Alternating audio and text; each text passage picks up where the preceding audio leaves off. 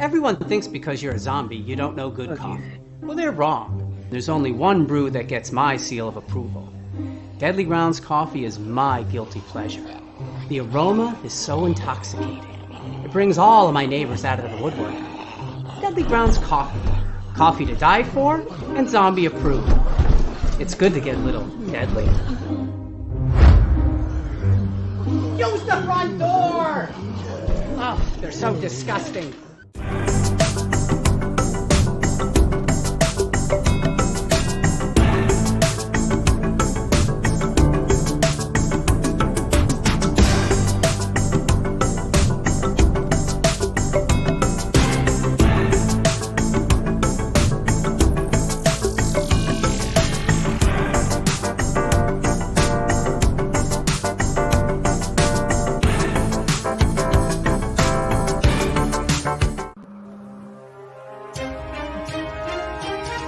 The Dorkening and all affiliated shows are not intended for anyone under the age of 18. The following may contain discussions or scenes that have adult situations, graphic violence, nudity, strong sexual content, and graphic language. This show is intended for mature audiences only. Viewer discretion is advised. Ladies and gentlemen, the motion picture you're about to see contains scenes so terrifying, the public must be given grave warning.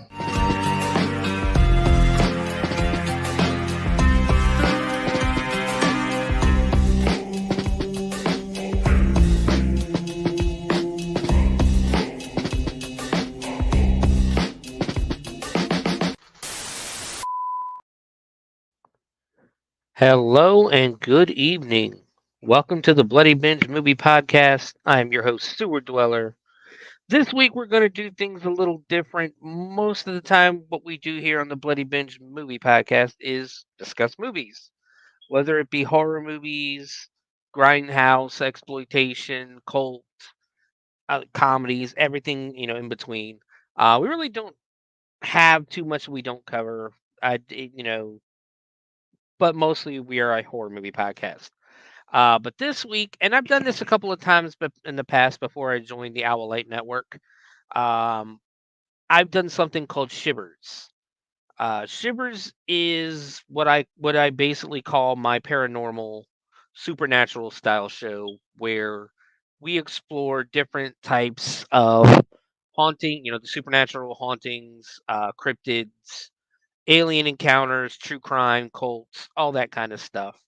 Um, I was doing it before. I was doing it once a month. I might go back to once a month at least until we do something a little. We might do something a little. We'll see how it goes. But I do want to thank everybody last week. The episode of Sharkula ended up being the most watched video or most watched and listened to episode of the Bloody Binge movie podcast of all time in our very short history. So thank you for that. I hope everybody enjoyed the episode of Sharkula. I sure enjoyed putting it on for you. Um, but this week we are actually going to start. It is going to be almost like a 50 episode, if you like, technically, a 50 episode series where we will go through each state and discuss the cryptids of each state. Um, Sometimes I'll have guests on. Some, unfortunately, this week I do not. But um, my plan is to go through each state. I have a wheel designed. Actually, it is a program off of the internet that I can hit, and we will decide the state via that for every episode we do of this series.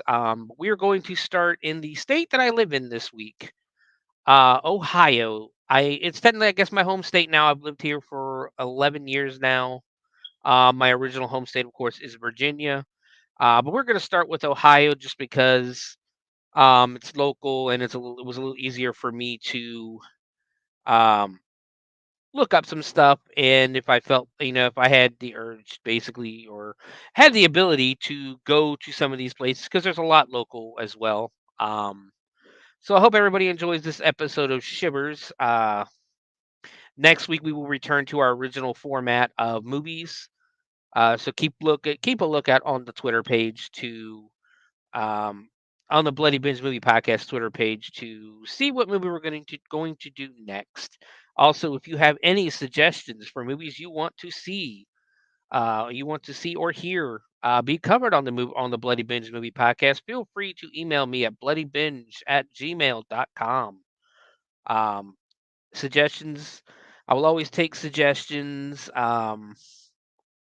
And of course, long as they're available for me to purchase or stream, I will definitely take all suggestions into mind. But for basically, let's go ahead and get started with this week's episode of Shivers. Normally, again, we're going to change it up a little bit again because normally we do movie and haunted house industry news when we do the Bloody Binge Movie Podcast. But this week, we're going to do something a little more lighthearted. We're going to do kind of some stupid news. Some stupid news stories from around the world, around the country, around the world, and maybe have a few laughs, a few concerns, maybe from just how dumb the world is right now. But we're gonna do that. There's really not much haunted house news that's coming out anymore right now, because, like I said, we're getting closer to the season. So next month we'll probably have a lot more news. A lot of the big theme parks and the big haunts have already, announced their themes and stuff like that. So the more news comes out, though, I will gladly discuss there. And of course, movie news we will return next week. So let's go ahead and get started on some stupid news. By the way, happy World UFO Day. Apparently today is the World UFO Day because today is the anniversary of Roswell. Um, I say this because our first story comes out of Norfolk, Virginia, my old hometown. I was born in Norfolk, raised in Virginia Beach, but from Norfolk, Virginia, out of the Associated Press. Uh, for those who don't know, who don't celebrate World UFO, they consider this. A former U.S. Air Force intelligence officer told Congress last summer about a government program that retrieves and reverse engineers unidentified flying objects. The Mexican Congress held an unprecedented session in September during which supposed mummies were presented as non human beings that are not part of our terrestrial evolution. And NASA now has a director of research for unidentified flying objects, or what it calls unidentified anomalous phenomena. This is just, I don't know, this story just going on and on. Never mind that the Pentagon denied the former intelligence officer's claims that Mexican researchers said the mummies made no sense and that a NASA study found no evidence of extraterrestrials. I literally copied this story word for word. I read it and I could have sworn it had something. So look at the history of, let's do this instead. And look at the history of World UFO Day. World UFO Day has its roots in the so-called Roswell incident on July 2nd of 1947. And on that date, something crashed at what was then the J.B. Foster Ranch in New Mexico. There were reports that the U.S. military had recovered a flying disc, quote-unquote flying disc, but officials later said the debris was merely the remnants of a high-altitude weather balloon. The Air Force investigated the incident in 1994 and charges that it was covering up the truth. Amid charges that it was covering up the truth. Yeah, because people are gonna believe you that you went ahead and investigated it 50 years later. At 50 years after the whatever it was crashed. Yeah, that. But you want people to believe you. That'll work. It concluded that the supposed alien spacecraft was likely a secret Army Air Force balloon designed to monitor Soviet nuclear testing. The material found near Roswell consisted of foil-wrapped fabric, wooden sticks, rubber pieces, and small I-beams with strange markings on them. A local newspaper headline described the find dramatically and unequivocally: Air Force captures flying saucer on ranch. The Air Force research did not locate or develop any information that the Roswell incident was a UFO event, wrote Colonel Richard Weaver, author of the report. In 2022, Congress held its first hearing on UFOs in half a century, as the Pentagon investigated hundreds of unexplained sightings in the sky. The spotted objects appeared to be an aircraft flying without any discernible means of propulsion. They have been reported near military bases and coastlines, raising the prospect that what witnesses actually spotted was secret Chinese or Russian technology. A 2021 government report reviewed 144 sightings of aircraft and other devices that were apparently flying at mysterious speeds or trajectories. It found no extraterrestrial links, but drew few other conclusions and called for better data collection.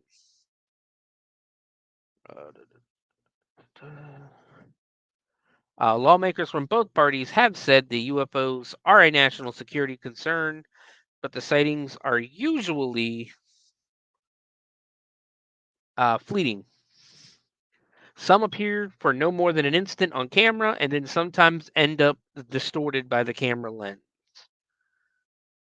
Ronald, and I'm going to butcher this name, Moultrie,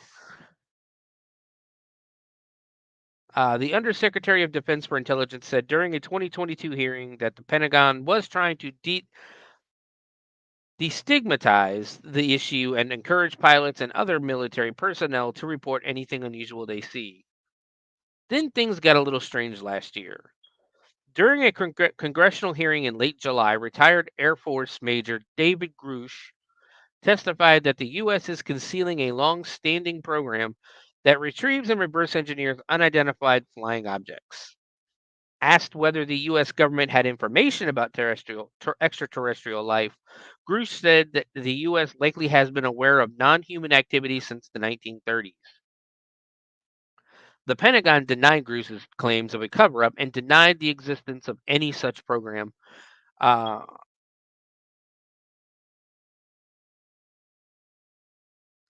any such program. The shriveled bodies with shrunken heads. And unlike the hearings in the U.S., the testimony before lawmakers in the Mexican Congress includes alleged evidence of aliens.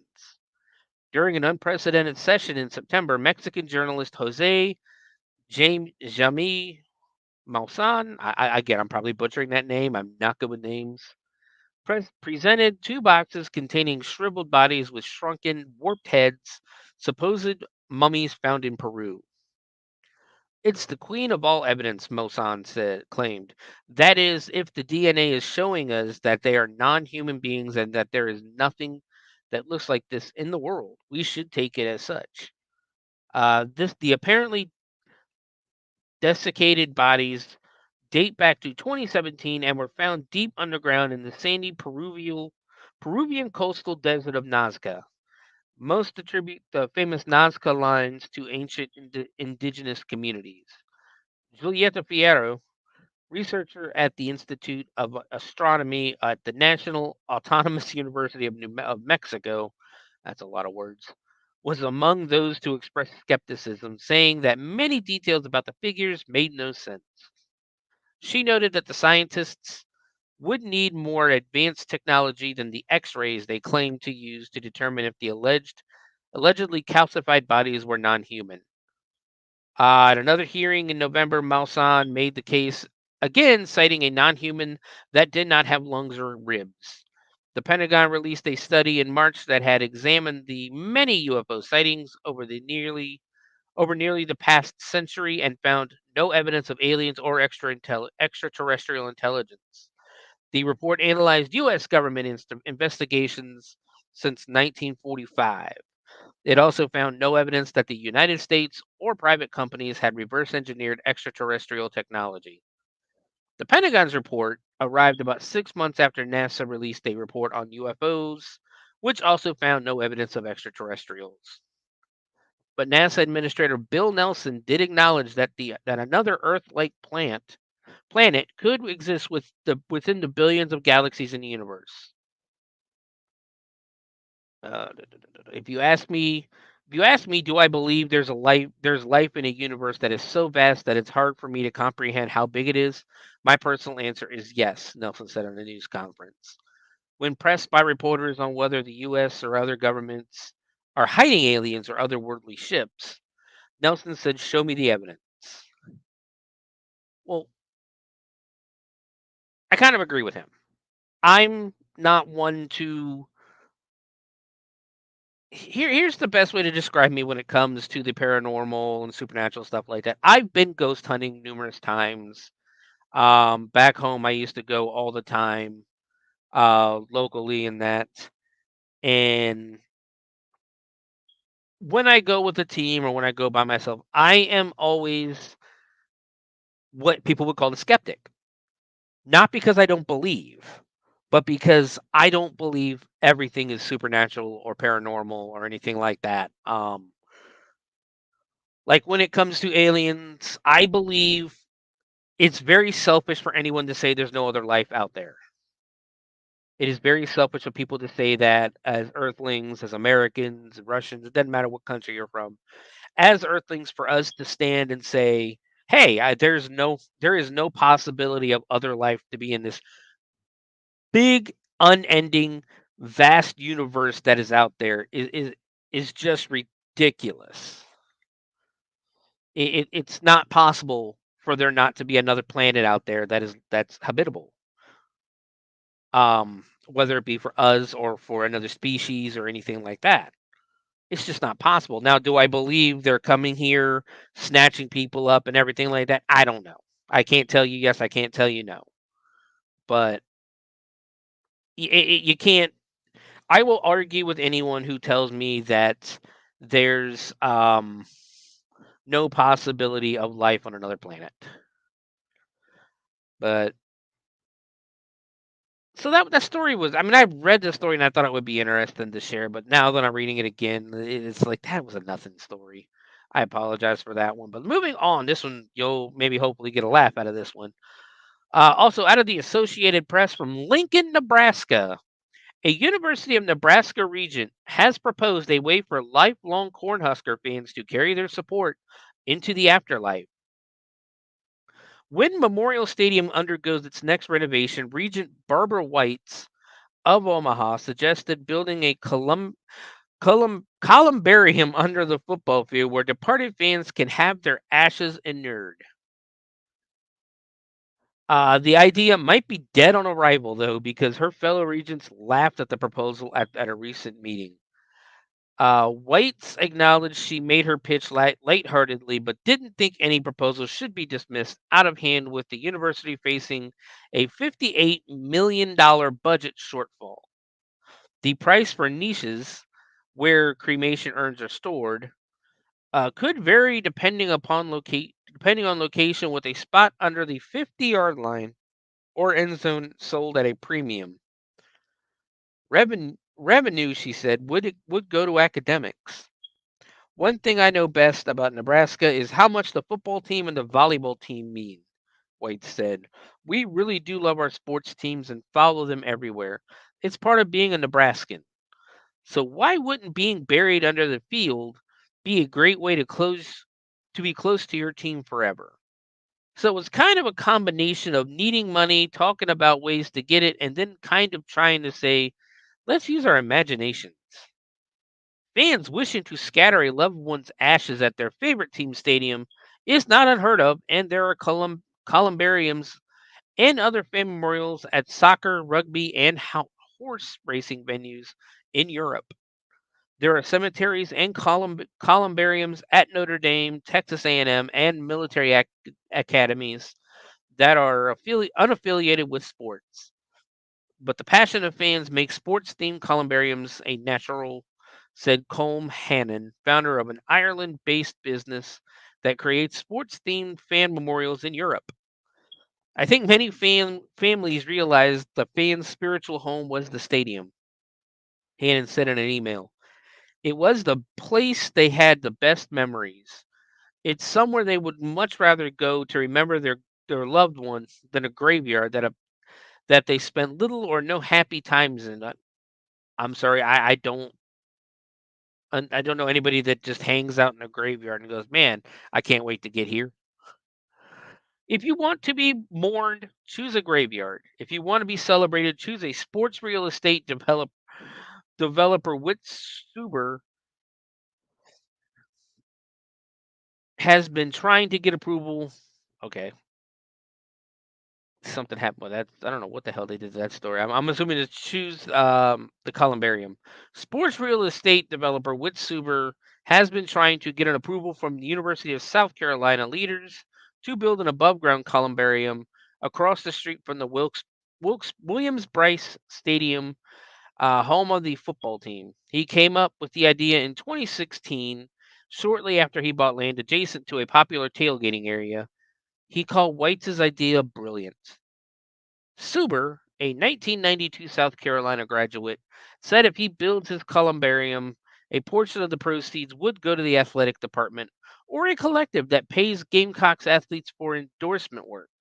He said he already has a permit. I'm not trying to build it in opposition of the university, and we're slowly breaking down that opposition. Suber said. Suber said some opponents have told him it would be inappropriate for people of different religions to have their ashes inured in the same place. So don't. Just don't. If you don't. Others have told him it would hurt recruiting as ground. At Nebraska, White's proposal calls for a construction of a columbarium to coincide with the replacement of the stadium playing surface whenever that happens. A special entrance would allow fans to visit the niches of loved ones on game days. Regent Paul Kenny of Kearney said he found White's proposal somewhat entertaining but impractical. He said her idea is not in my top 1,000 for possible budget solutions. Regent Jack Stark of Omaha, the Huskers team psychologist from 1989 through 2004, said over the years he had people tell him a loved one had died and their dying wish was to have their ashes sprinkled on the field. I do think there would be a market for it, Stark said, because a lot of people follow the Huskers and love them. So basically, if you love your football team, and let's not pretend that in America we love our football, whether it be college, whether it be the NFL, which I live in Ohio, and college is way bigger than the NFL here in Ohio. I don't know if it's because we have two terrible teams, or because of Ohio State, because I used to work for a chip vendor, and I sold a hell of a lot more chips on Saturday than I ever did on Sunday. Especially if when Ohio State's playing, that is. And not only that, you have a mixture of Ohio State and some Michigan fans here. It is a huge rivalry. There is people do give each other shit when they are Ohio State and Michigan fans, and I 100% believe that it would be a very beneficial, financially beneficial idea or policy to, put something like that underneath the field. Grandpa dies. He's a huge Nebraska Cornhuskers fan. Let's bury him on the 50-yard line. Let's bury him in the end zone. Let's bury him on the 20-yard line. And I think people would pay it. I really do. But if you believe in the paranormal and supernatural, that fucking field's gonna be haunted. It's it's a good idea though. It's a great idea. I think it would 100% be positive. I think it would be a great. But moving on to our next story, we are still in the Associated Press, and we're going to Fernandina Beach, Florida, which this is something I am surprised does not happen more often. An online gaming dispute made its way to the real world when a New Jersey man flew to Florida to attack another player with a hammer, authorities said. Edward Kang, 20, is charged with attempted second-degree murder and armed burglary with a mask, according to Nassau County court records. He was arrested early Sunday morning. I just want to let you know this is a weird one, Nassau County Sheriff Bill Leeper said during a news conference on Monday. Some things you just can't make up. Apparently, this guy's never been in a Call of Duty lobby. Kang and the victim, another young man around the same age as Kang, had never met in real life, but they both played Arcade, a medieval fantasy, massively multiplayer online role playing game. What he basically what people call an MMORPG. It's kind of like your war zones and stuff like that. Warhammer, your World of Warcraft and things like that. I don't know why I said Warzone. But the game's publisher announced in April that it would be shutting down servers in Europe and North America on June 27th, citing a declining number of active players. Kang flew from Newark, New Jersey to Jacksonville, Florida last Thursday after telling his mother that he was going to visit a friend that he had met while playing a video game, officials said. Officials didn't say how Kang learned where the victim lives. Upon arrival, Kang took an Uber to a hotel in Fernandina Beach, about 35 miles north of Jacksonville, and then bought a hammer at a local hardware store, deputies said. Honestly, it's really not hard.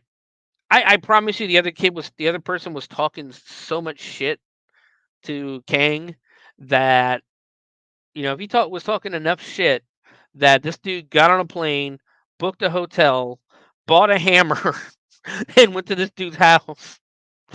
I promise he probably talking shit. Then people behind a screen have a very large sense of security when they think people don't or can't or won't get to them.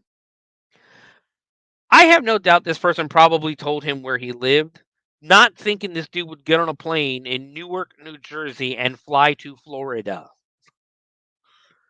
Kang went to the victim's Fernandina beach home, which was unlocked around 2 a.m.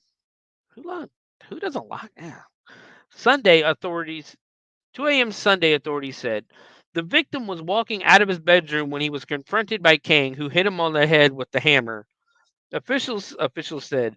The two struggled as the victim called for help. His stepfather responded and helped restrain Kang until the police arrived.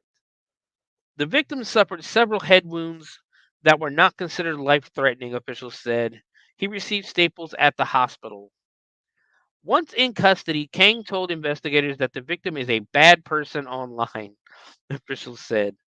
He also asked deputies how much jail time people got for breaking and entering and assault. I would say, Mr. Kang, it's going to be a long time before you play video games again, Leaper said.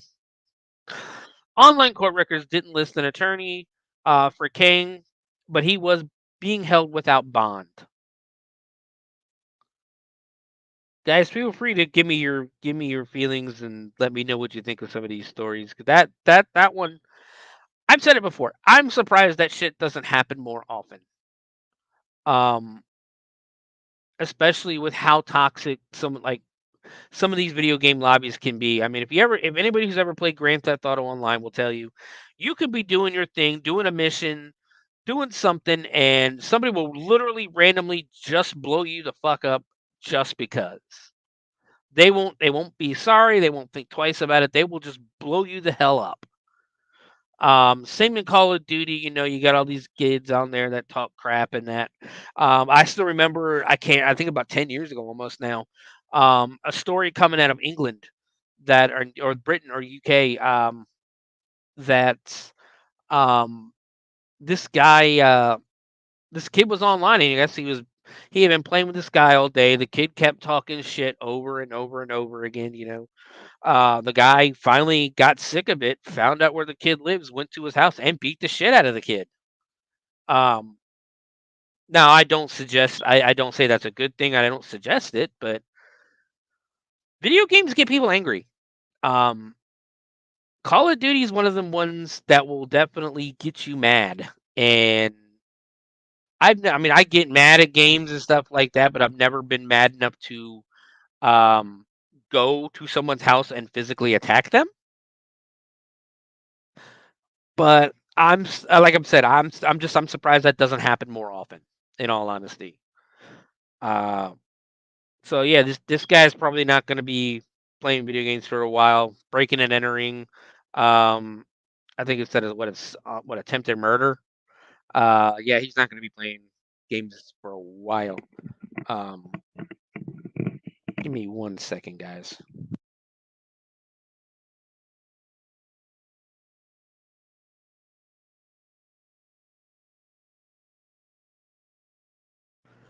Sorry for that. I needed to take a sip of drink. So moving on from the Huffington Post. This is actually a really cool story. The silver pocket watch was a prized possession of Theodore Roosevelt, a keepsake given to him by his sister and her husband in 1898 before he became president. That would travel with him around the world and end up at Sagamore Hill, his home on Long Island, New York, and now a National Historic Site. But in 1987, it went from museum piece to pilfered prize when someone stole it from an unlocked case at the Theodore Roosevelt inaugural National Historic Site in Buffalo, New York, where it was on loan. It was a mystery that endured 36 years until it turned up at a Florida auction house last year and was seized by federal agents. On Thursday, it was returned to public display at Sagamore Hill as the National Park Service and the FBI triumphantly announced it was back home during a ceremony featuring Roosevelt's great-grandson, Tweed Roosevelt. It took you 40 years to find it. Why are we celebrating that it's back home? You did a shit job. It took you 40 years. This was real good news, Tweed Roosevelt, 82, said Friday in a phone interview. For me, it kind of felt like almost as if a piece of TR's, I'm assuming TR's, Teddy Roosevelt's spirit being returned to Sagamore Hill, like a little bit of him was coming back. And so I felt that was really cool. Growing up, he said he didn't know about the watch and only learned about it vaguely after it was stolen. He called it unremarkable in appearance but priceless to his great grandfather. As it turns out this um isn't just any old pocket watch, he said. It was a watch that Teddy Roosevelt placed great sentimental value on. The mystery of the watch's disappearance, however, is not fully solved. It is still not clear who stole it and how. The Park Service and the FBI only released details of its reappearance this week after an investigation. The agencies did not return messages seeking comment on Friday. Roosevelt, who was president from 1901 till 1909, apparently had the watch with him at the Battle of San Juan Hill in Cuba during the Spanish American War and during future exploits, including wild game hunting in Africa and exploring the Amazon in South America, according to the Park Service. The watch, made by now defunct Waltham Watch Company in Massachusetts, appears like many pocket watches of its day with a plain silver exterior and no etchings. But the inside reveals its significance with engraving that says Theodore Roosevelt and from DR and CRR, referring to Roosevelt's brother-in-law and sister, Douglas Robinson Jr. and Corinne Roosevelt Robinson. When it showed up last year at Blackwell Auctions in Clearwater, Florida, owner Edwin Bailey said was excited by the engraving, but skeptical that it was real. It has no supporting documents with it, and the general mindset among art dealers and collectors is to verify before getting your hopes up, he said. I've said that 1,000 times with autographs. If you're looking at autographs on eBay or Facebook Marketplace or something like that, and they do not have a certificate of authentication or I guess a picture of the person signing that exact item, don't buy it because it's more than likely a fake.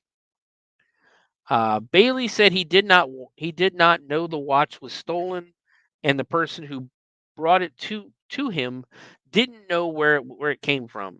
He declined to identify the person, saying he never divulges the identities of his consigners. He only would say the person was an art dealer and collector in Buffalo in the 1970s and the 1980s. The collector told Bailey that he received the watch from another man who used to borrow money from him to go picking, quote unquote, picking for antiques and other collectibles in the late 1980s.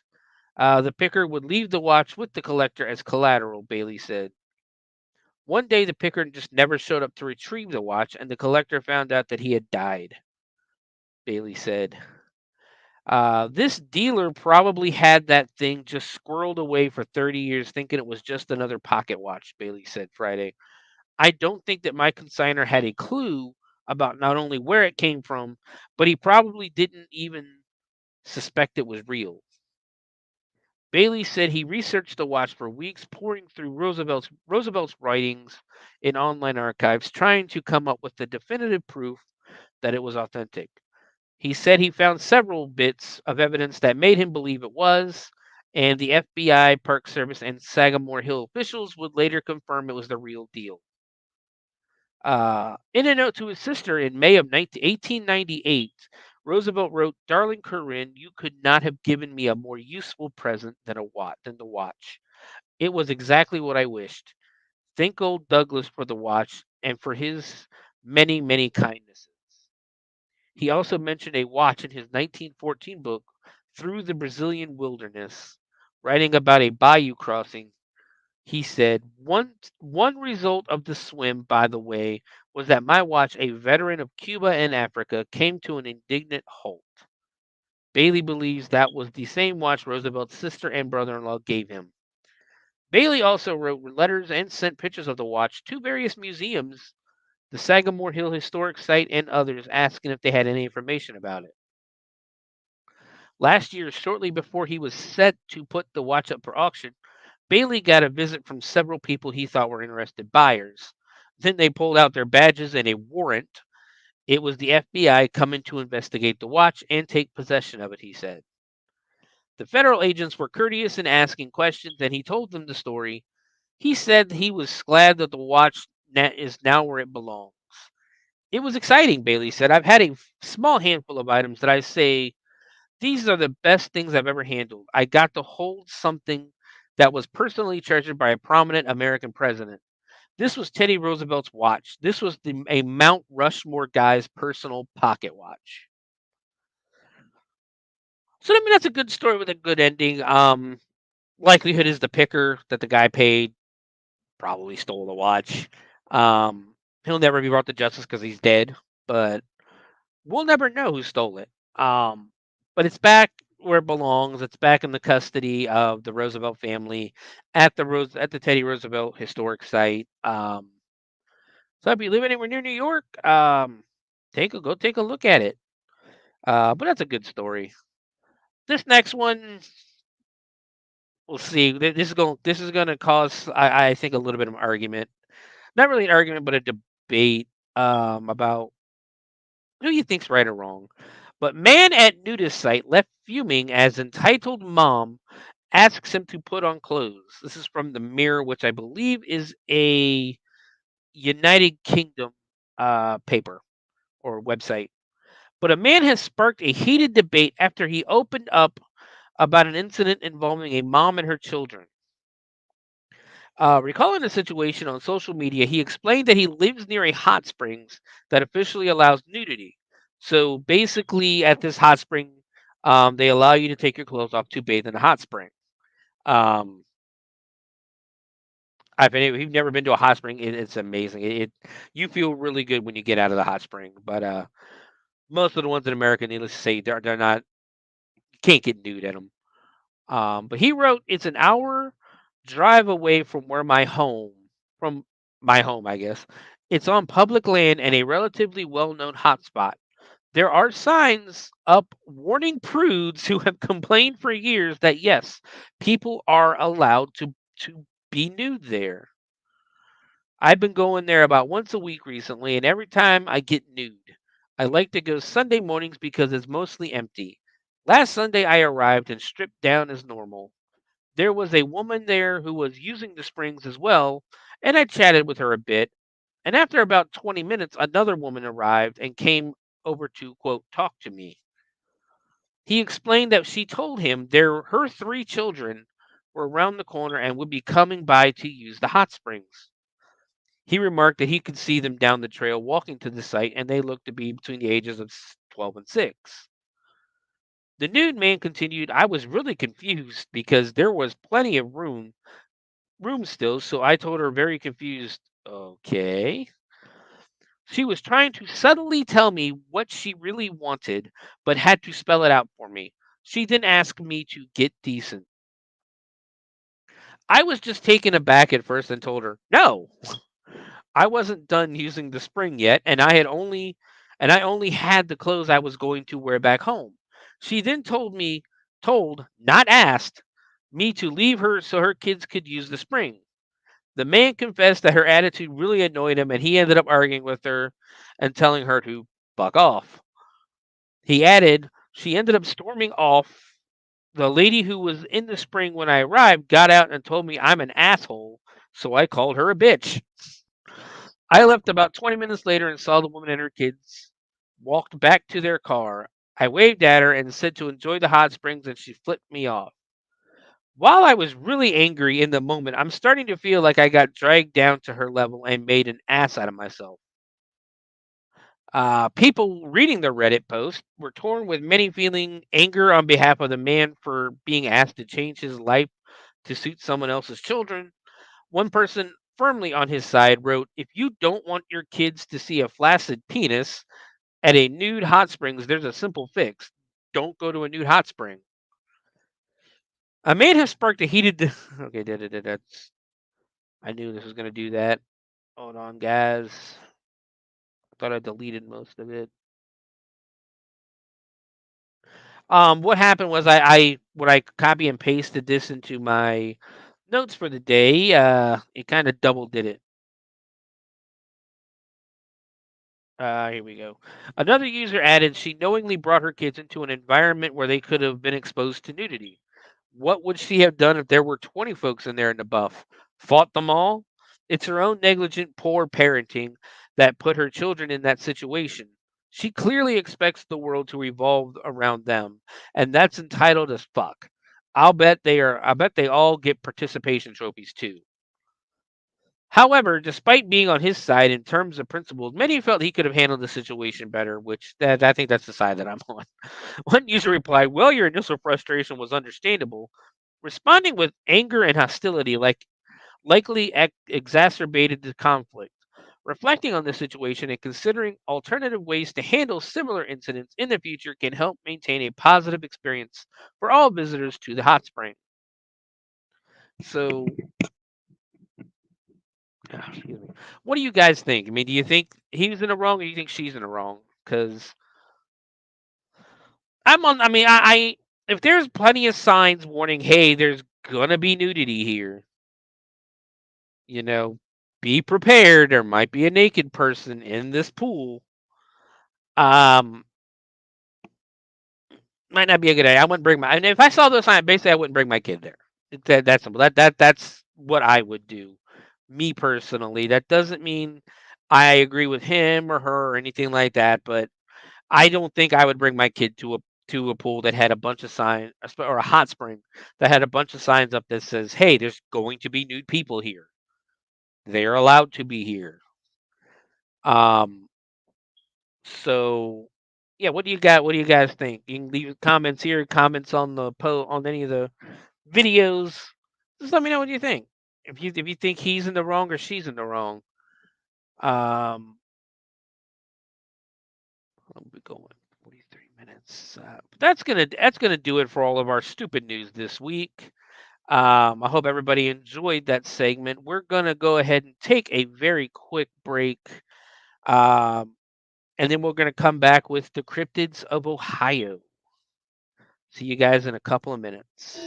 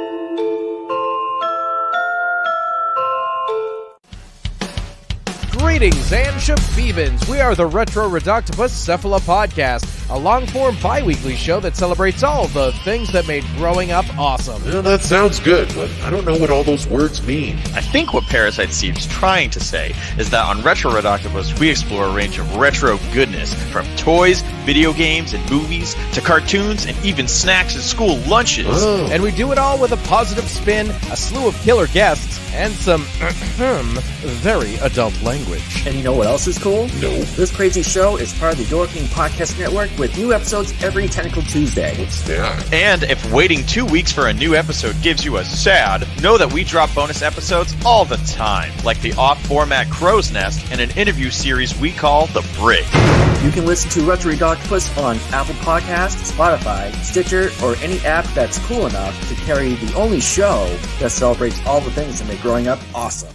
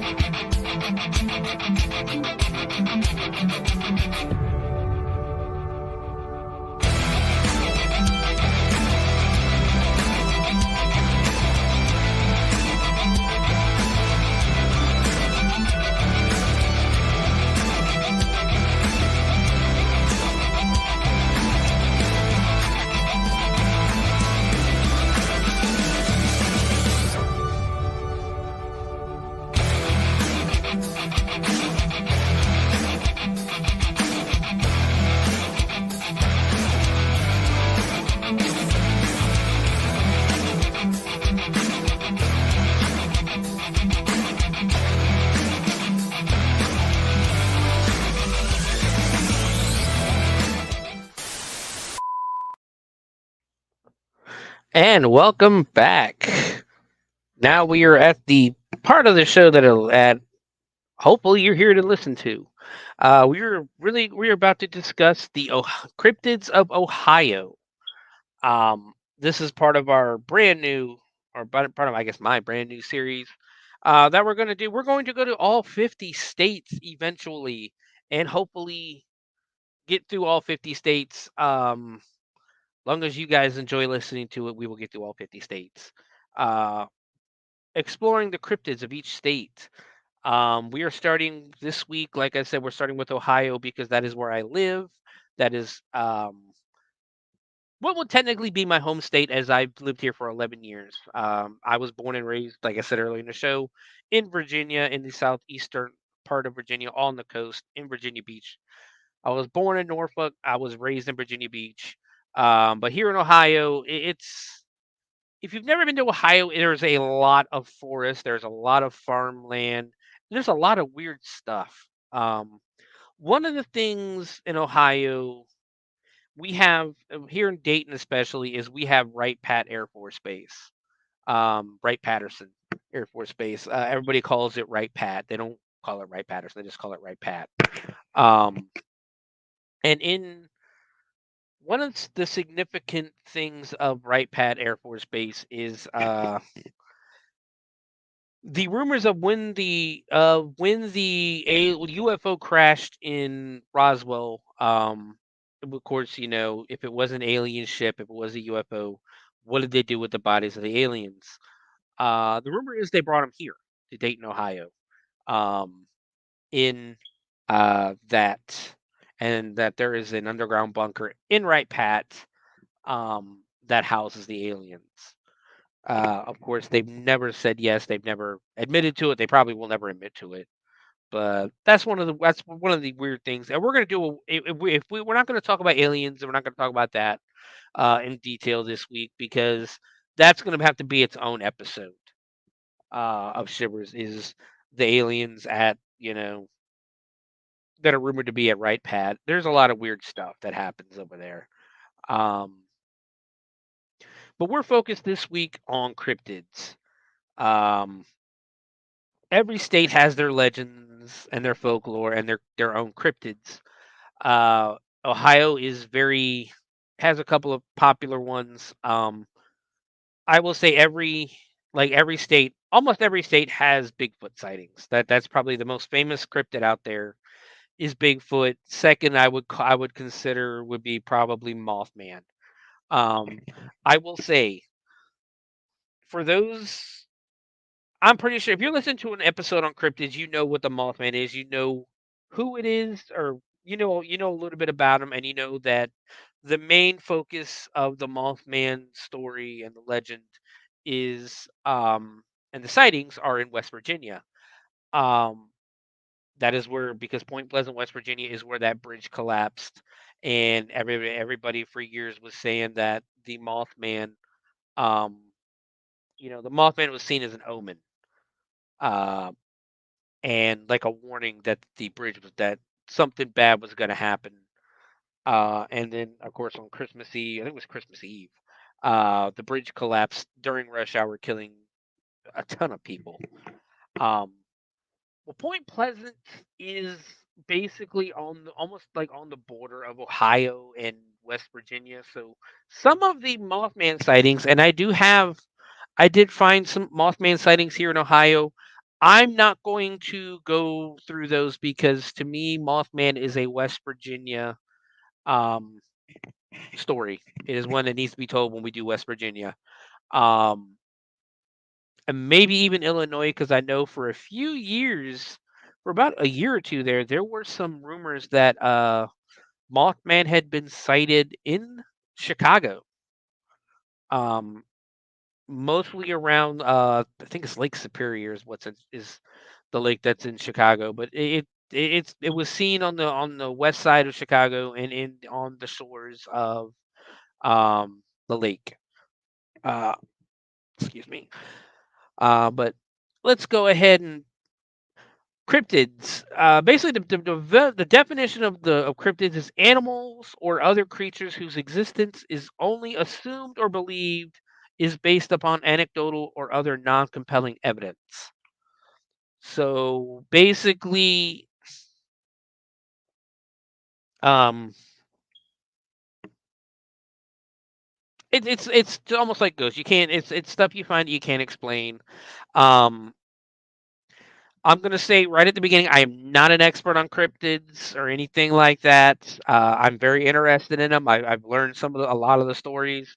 All of these were researched by me this week, that we're going to talk about. So hopefully you enjoy. Hopefully you heard and you feel like doing your own exploration into the cryptids of your state.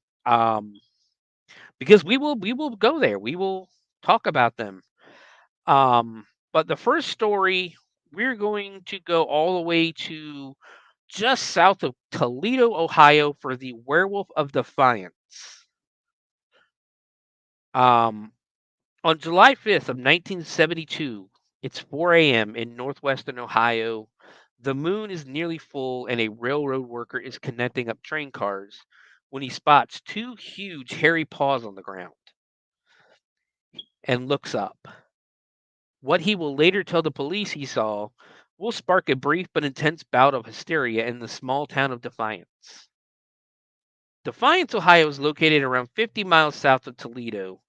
The town enjoys warm summers and freezing snowy winters. Welcome to Ohio.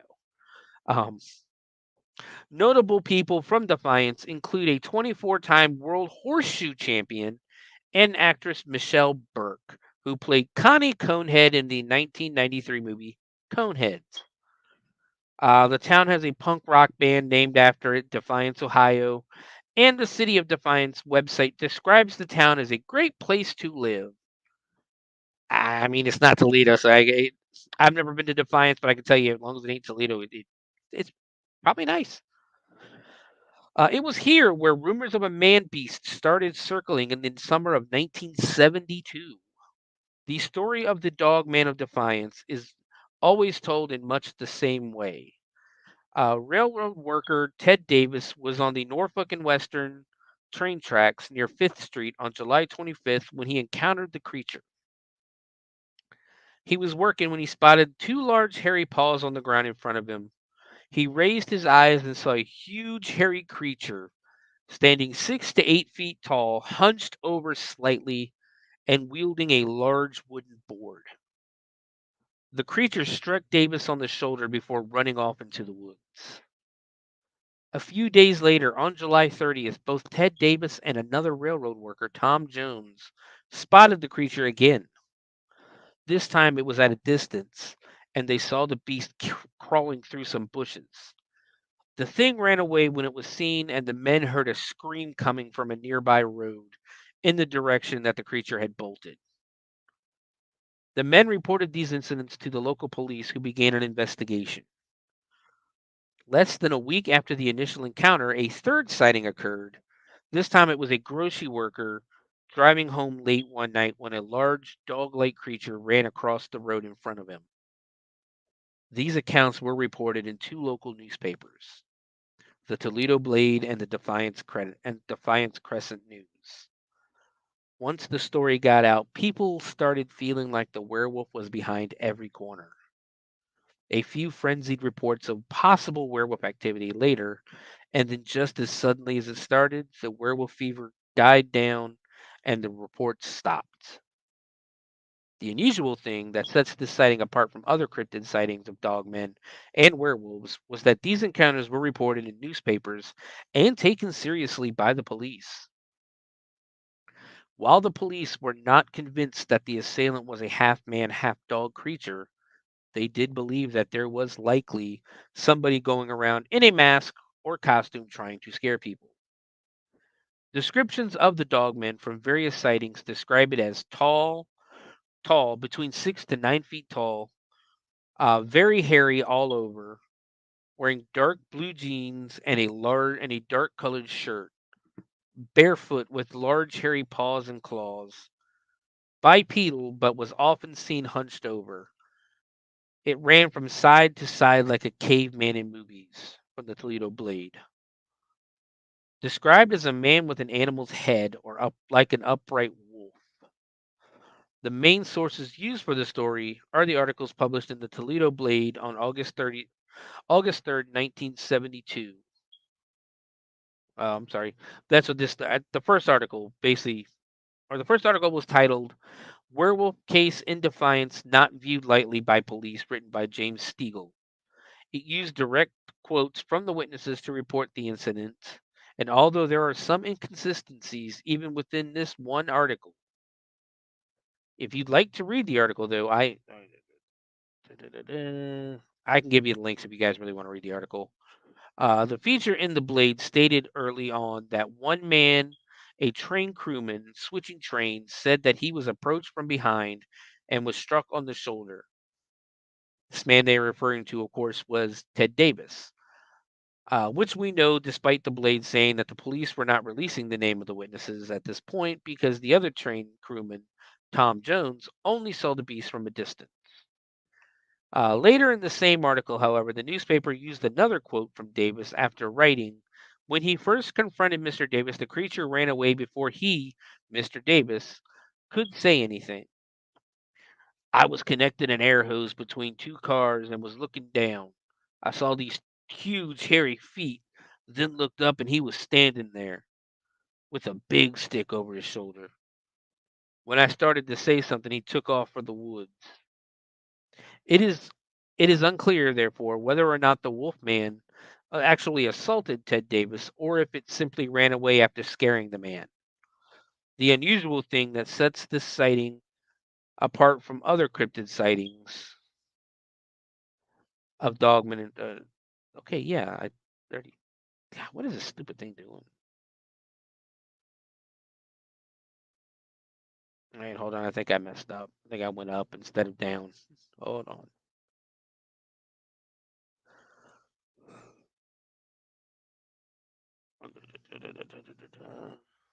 Dead air is always great, isn't it? So what do you guys think of the Werewolf of Defiance so far? Is it real or is it just some guy in a costume?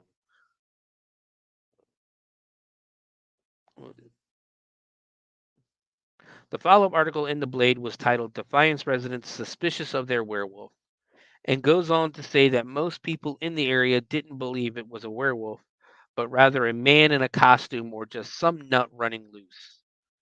This article also adds to the confusion by stating that one man said it hit him on the shoulder with a board, again referring to the Davis incident, as this was the only reported close encounter with this creature.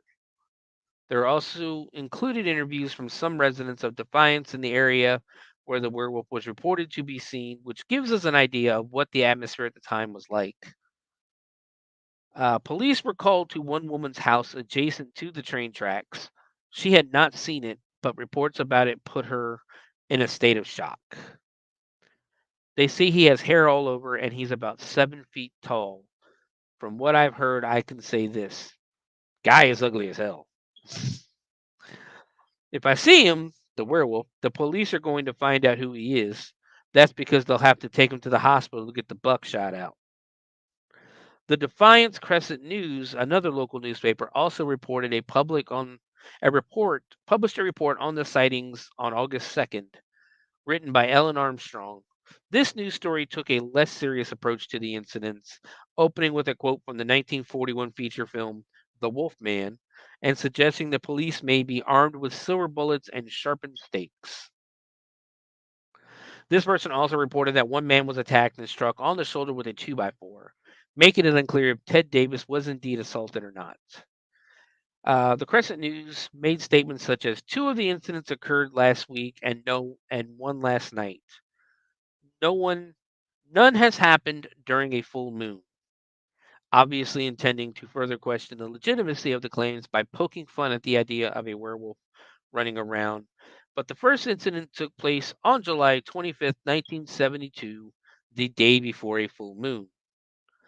The Blade also wrote Ted Davis said that the large figure, which they said was between 6 to 8 feet tall, has appeared twice under a full moon, and quoted Ted Davis as saying, "When we're working in Defiance, the moon is full." The Crescent News also reported 3 more minor sightings on the 4th of August, but none of these complainants actually saw a werewolf, and it seemed to just be the product of panic in the community. One woman reported scratching at her door, telling the police that if whatever it was got inside, she would shoot it.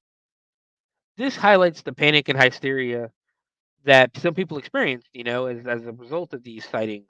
Yet there have been many other residents who said that they hadn't heard anything about the werewolf or had heard very little and weren't concerned. Um, so yeah, I mean it's kind of weird. It really is. Uh, Hold on, I'm trying to find the other.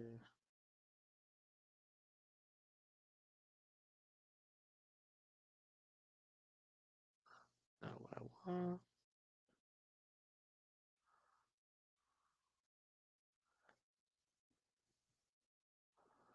Uh,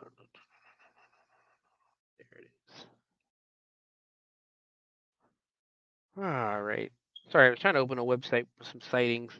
But no, it really comes off as just some guy in a costume. Maybe someone just either crazy, old man living in the mountains, crazy guy living in the mountains, hermit or a mountain man just come down, pissed. Maybe Ted Davis pissed somebody off. They put on a dog suit and smacked him with a 2x4, so that nobody knew who he was. And yeah, but there's a couple of more recent ones, I guess you could say. Well, there's one here. This was from 2021. My girlfriend and I were driving down a remote country road in the early summertime, late one evening. She was the one driving, and I was in the passenger seat. The sun was setting behind us. We had just come around a curve when two does jumped out on the road in front of us. They, they acted like we weren't even there. They seemed to be focused on something else, so she jammed on the brakes and brought the car to a stop. I told her, "Man, that was close." That's when I looked into the rearview mirror to see if any more deer were coming. When I did that, in the red glow of the car's taillights, I saw something take a big step into the road from the brush that was on the side of the road. Whatever it was, it landed on its right leg, and when it did, Good Lord. Whatever it was, it landed on his right leg when it did that. Looking at it in the rearview mirror, I could see it from its mid-thigh up to its stomach. In one motion, it then took another step forward and put what looked to be a hand down on the trunk of the car to apparently balance itself. When I saw that, I turned to look at my girlfriend. She was wide-eyed, her mouth was wide open, and she was white as a ghost. I could also see that her eyes were tearing up, so I looked back, but by that time it had already gone across the road. In an attempt to get a better look at this thing, I opened my door and got out of the car. When I looked, I could see that it was going down the embankment that was on the side of the road. Because of the brush, I could only see it from the armpits up. It was at least 7 feet tall and had very wide shoulders. Its shoulders were at least 1.5 times as wide as my shoulders, and I've got wide shoulders for a guy. From the last bit of daylight left, I could see it was black or dark brown in color and had pointed ears on top of its head like a dog. Its ears weren't overly wide or fuzzy. Its head was kind of dome-shaped, more or less, with flat sides. It acted like we weren't even there and seemed to remain focused on the deer. I was thinking, what in the world is this thing? It looked like some kind of werewolf or wolf man to me. It was way too big to be a person. Through that whole ordeal, I never did get a chance to see its face. In the area where we saw that thing, people have reported being paced in their vehicles going down the road by creatures that look like that, look like what we saw. So, yeah, the possibility of there being, I mean, dogmen are a thing. I've heard of dogmen, um, and that. So, I mean, yeah, it's a very good distinct possibility there's something in Defiance. Personally, I think Ted Davis pissed somebody off. They put on a dog suit, smacked him with a 2x4. I don't know if I believe he was attacked by a werewolf. Um, and it's just kind of weird. Someone possibly got drunk. Somebody, an old hermit living in the woods didn't like him being close to his house or his what he considered his property or anything, and just smacked him on the side. Um, we'll never know because that was like what 50 years ago, over 50 years ago. I don't even know if Ted Davis is still alive or not. But yeah, that's the Werewolf of Defiance. Again, let me know in the comments what you think. What if you believe it's genuinely a werewolf? If you think there's something out there, some kind of cryptid, a werewolf, a dog man, or anything, or if you think you're like me and you think it was just some guy in a dog suit or a costume, um, that Ted Davis either pissed off or was just somebody just trying to scare him away or something. Let us know in the comments on that. But it's an interesting story. If you're near Toledo, I don't have any addresses in that. There's a lot of news stories out there about it though. Um, but yeah, there really hasn't been, outside of what I just read to you, there's not really been a sighting of this quote unquote werewolf since 1972. So take that for what it will. We're going to move on. Give me 1 second.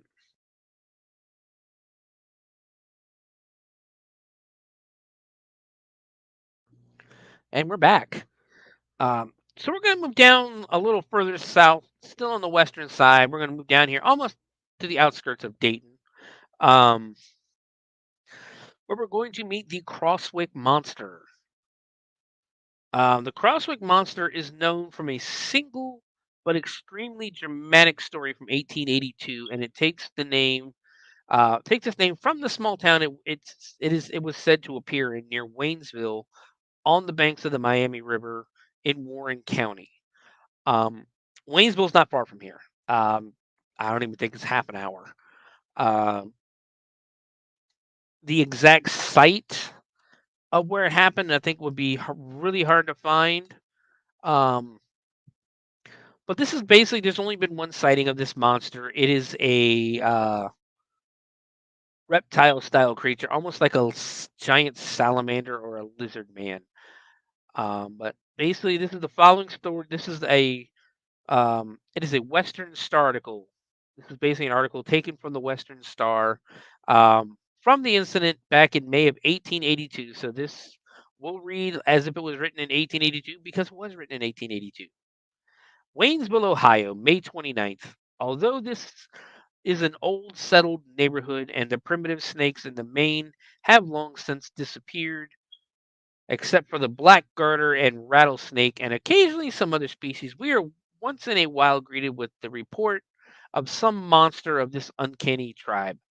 Now, I will also remind you this is 1882. This does not represent the writing in this article does not represent the views of the Owlite Network, Dorkening, anybody who sponsors this show, the Bloody Binge Movie Podcast. I'm going to read the article word for word. There is language in this article that will be offensive. I'm going to read it word for word. Again, this does not reflect at all on any of the host websites or host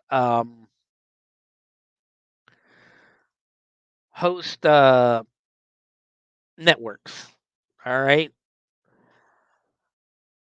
So for several years, it has been reported that the track of one above the town of unusual size had on different occasions been seen in the dust where it had crossed the pike.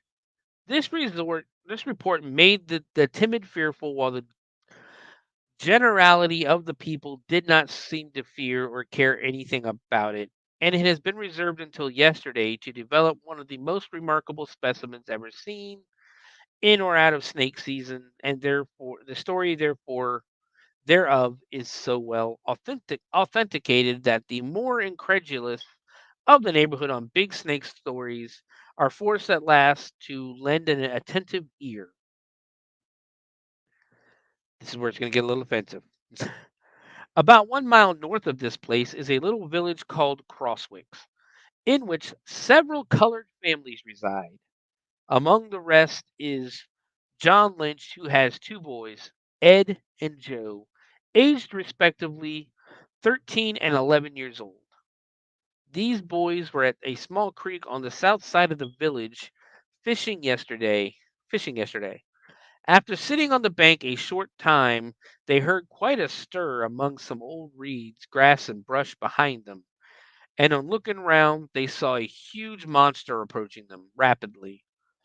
They screamed and, paralyzed almost with horror, started to run, when the snake, or whatever it might be, for they never saw aught like it before, came close up to the older one, and suddenly, throwing out two long arms and forelegs, seized the boy in its slimy embrace, simultaneously producing two more legs about 4 feet long, from some mysterious hiding place in its body, and dragged the boy some 100 yards down the creek to a large sycamore, 26 feet in diameter, at the base hollow and with a large opening on one side. Through this aperture, the monster attempted to enter with the boy, who by this time was almost dead with fright and unable to make any resistance. Three men, the Reverend Jacob Horn, George Peterson, and Alan Jordan, were quarrying stone a short distance above where the boys were fishing, and hearing their screams and seeing the creature yanking one off, hurried in an attempt to rescue the child. They reached the tree just as the snake, who, failing in its attempt to drag the boy into its den, became alarmed, probably by the cries made by its pursuers, unfastened its horrible fangs, and dropped the more than half dead child to the earth. The little fellow was picked up and carried home, and Dr. L.C. Lukens of Waynesville summoned to attend him.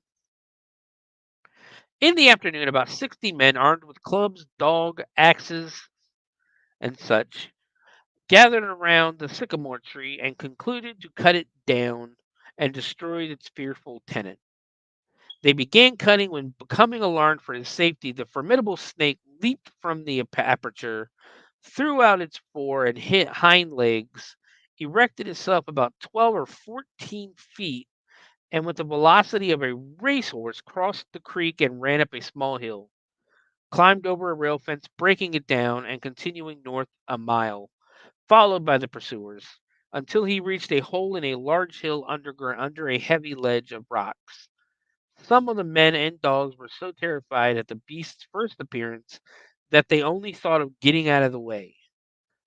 But the braver portion followed until the frightful thing made good his retreat underneath the ground. It will be watched for and killed if possible. It is described as being from 30 to 40 feet long, 16 inches in diameter, and the legs 4 feet long and covered with scales, the same as the body. Feet about 12 inches long and shaped like a lizard, of black and white color with large yellow spots. Head about 16 inches wide with a long black forked tongue and the mouth inside deep red. The hind legs appeared to be used to give it an erect position and its propelling power in its tail.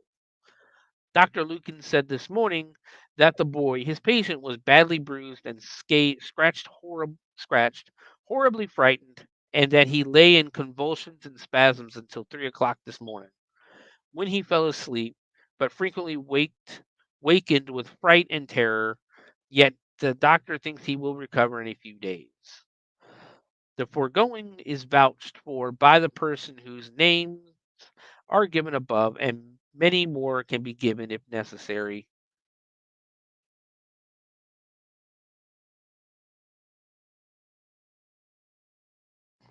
Had hit sneeze button. The material points having been furnished your correspondent by Judge J.W. Keyes and one of our oldest and most influential citizens. What's particularly fascinating about the monster is its description.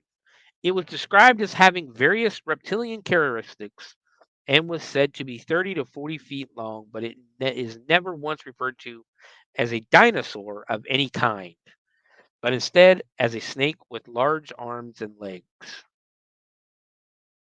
So that the article's already ended. That would be absolutely terrifying. Uh, there's many things that it could have been. I know that a Gila monster is the largest reptile known on Earth, um, or largest lizard on Earth, rather. Uh, but the way they're describing it is bigger than that. Because Gila monsters are also poisonous. Uh, so it's definitely a weird thing. It could have been like could have been just one really large lizard or snake or something. I really. All right. But moving on, the word dinosaur was itself still a relatively new term back then. It was coined in 1841 by Sir Richard Owen, and yet that really seems to be what is being described throughout, with some of the details surprisingly up to date in the way we now think dinosaurs behaved, like its great speed and the fact that its propelling power was in its tail, suggesting that it balanced itself with its tail rather than dragging it behind itself, as was the prevailing view of how dinosaurs moved in the 19th century. So yeah, we have a lizard, a giant lizard living in Crosswick, Ohio. It was only ever seen the one time. After that, it was never. After the people chased it off, the posse, I guess, chased it off. Uh, it has never been seen again or heard from again. There's not been any more sightings that I've been able to find, um, except for that one. So if it was real, if it truly existed, which is definitely a distinct possibility, um, it didn't reproduce, and it's probably dead by now, considering that was 142 years ago. But yes, the Crosswick monster, again, not too far from here, relatively close. Um, So now we're going to move on to a big one.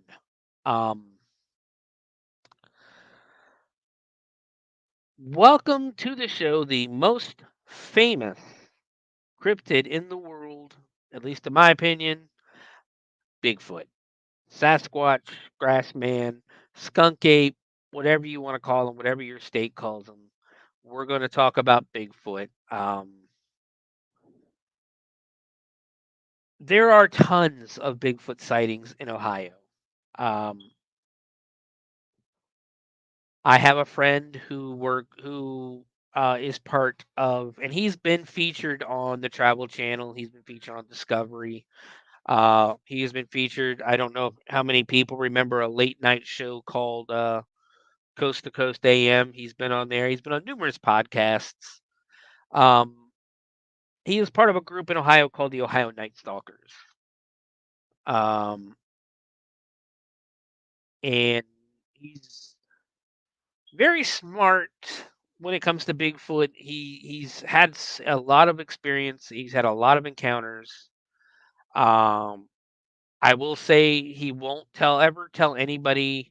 He wants to take me Bigfoot hunting, but he'll never tell anybody where he goes. Where what he calls his Area 51, where he gets most of his evidence. Him and his partner get most of their evidence and things like that, because it is on private property. And needless to say, when you're exploring, whether you're Bigfoot hunting or ghost hunting or doing paranormal investigations, or if you're part of the urban exploration movement that's going on, that people who explore abandoned buildings and that, get permission. If it's private property, please get permission. Because the monster the monster you're chasing, the ghost you're chasing, or anything, whatever you're chasing, is the least of your worries if you go onto the wrong person's property, and they have a shoot first, ask question later philosophy. In Ohio, we do have what is called the stand your ground doctrine, where if you feel your life is threatened, aka somebody you don't know trespassing on your property, you are 100% within your legal right to shoot that person and to quote unquote defend yourself in any way possible. So yes, please, please, please, if you're going exploring, whether paranormal investigating, Bigfoot hunting, urban exploring, anything, please get permission of the people who own the land or own the property that you plan to investigate. It's really not that hard. Most of these people will let you do it as long as you don't destroy something.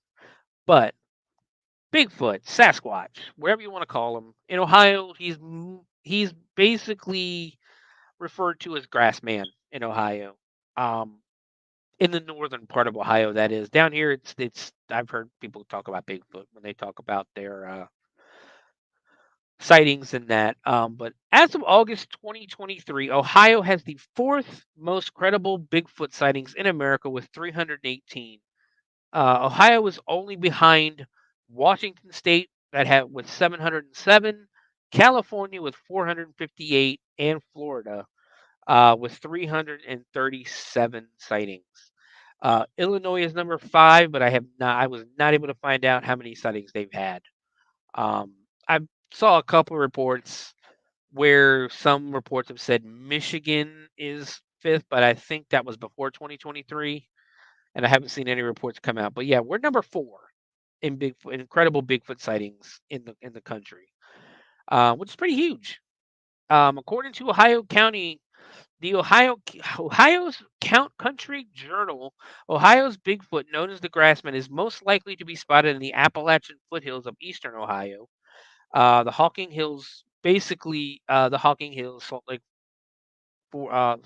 Lake State Park, and that. Hawking Hills actually has a Bigfoot festival that is scheduled for August 2nd and 3rd in Logan, Ohio this year. Well, they have like national Bigfoot hunters, people you see on TV and stuff like that, and Bigfoot researchers there doing talks. I believe my buddy Mike with the Ohio Night Stalkers did do a talk last year. I haven't talked to him in a while because he's not on Facebook anymore. But yeah, he's it's a he said it was a great time. So if you're able to go check that out in Logan on August 2nd through 3rd, basically out in Hocking Hills. Um, but Bigfoot sightings were first documented in the 1830s, according to the Ohio State University. The creature is described as a mix between a gorilla and a human. In most reports, it has reddish brown fur and walks on two legs. The Grassman is essentially Northeast Ohio's version of Bigfoot, the legendary cryptid who has been found in nearly every U.S. state and dozens of countries around the world. As for the Grassman specifically, some people consider it a Bigfoot species, but the Grassman does resemble the typical. Yeah, some people. But the Grassman does resemble the typical Sasquatch descriptions you see. It's a tall, bipedal, human ape-like creature with a pointed, bulky head and fur that ranges in color from black and brown to gray. And in this case, the Grassman's unique trait, and how it ultimately got its name, is the hut-like nest it makes out of tall grass. Modern sightings for the Grassman date back to August of 1978. But what's really interesting is that Native Americans living in the Ohio grasslands spoke of bipedal creatures known to them as wild ones of the woods. Some suggest it is a subspecies of a broader Bigfoot species, while others say it's just Ohio's one and only Bigfoot creature. There have been many different reports of its appearance. Many describe it as 5 to 10 feet tall, 300 to 1,000 pounds, having a heavy odor, long black hair, and bright orange eyes. While there isn't much that differentiates it from Bigfoot, it has earned the specific name Grassman from the large den it supposedly makes out of grass and from its diet, which reportedly consists mainly of tall grass from the Ohio fields. Perhaps the most famous encounter with the Grassman is the one is Minerva, Ohio, was a series of events that has inspired multiple documentaries and online articles. Um, According to legend, in 1978, the Cayton family, it is spelled Cayton. I saw a couple of articles that call them the Clayton family, but most articles I found call them the Cayton family, Cayton. So that is what I'm going to call them, um, just because that is what I've seen it said in most of the articles that I read. But the Cayton family was terrorized by an unknown creature. The Cryptid Wiki describes how the grandchildren of Evelyn and Hal Cayton ran into their home screaming about a monster they had seen outside. Going out to investigate, Evelyn and Hal saw what the children had described. They claimed to have seen a giant, hair covered beast around 7 feet tall and 300 pounds by a gravel pit, pawing through some trash. Upon seeing the beast, the Cayton family fled their home. But this wasn't the last time they'd encounter Orange Eyes with the Grassman, which the Grassman is also nicknamed in the area. They were to have multiple encounters with it if the stories are to be believed. It would essentially stalk them in their home, looking at them through their kitchen window and from nearby hills. Police at this point were also involved in the investigation, and many didn't think it was a hoax, witnessing a lot witnessing a lot of the events themselves. Most interestingly, in some later encounters, it was said that witnesses saw multiple grassmen simultaneously, of varying sizes, supposedly confirming that there was more than one grassman and that they could be deemed a social species. These encounters attracted mass media attention and spawned multiple articles and myths surrounding the grassman. According to an article written by Ed Ballant, a Canton Repository staff writer, The Caton family was bombarded with attention following the event. In the article, Herbert Caton recalled, "One day there were 100 to 150 cars in my driveway, on my lawn, and lining up on the sides of the road. This attention made the family shy away from further publicity related to the Grassman."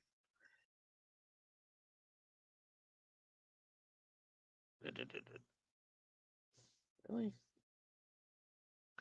Now deceased, or Evelyn and Hal Caton, now deceased, stuck to their story, and others still living who claim to have witnessed the early encounters haven't altered their accounts either. The outpouring of media spawned from the Caton encounter and many others after it has made it hard to find definitive information. I think I messed up doing my copy and paste or writing this article or writing this report. For example, in some articles, the Grassman is described as peaceful, having never truly bothered the Caton family.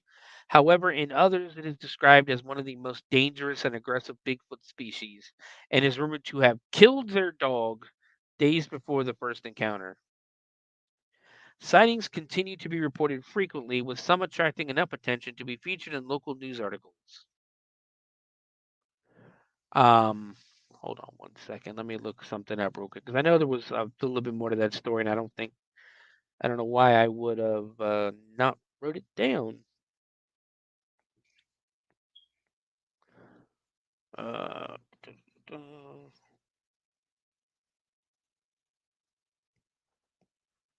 okay, here's a more in-depth story about it.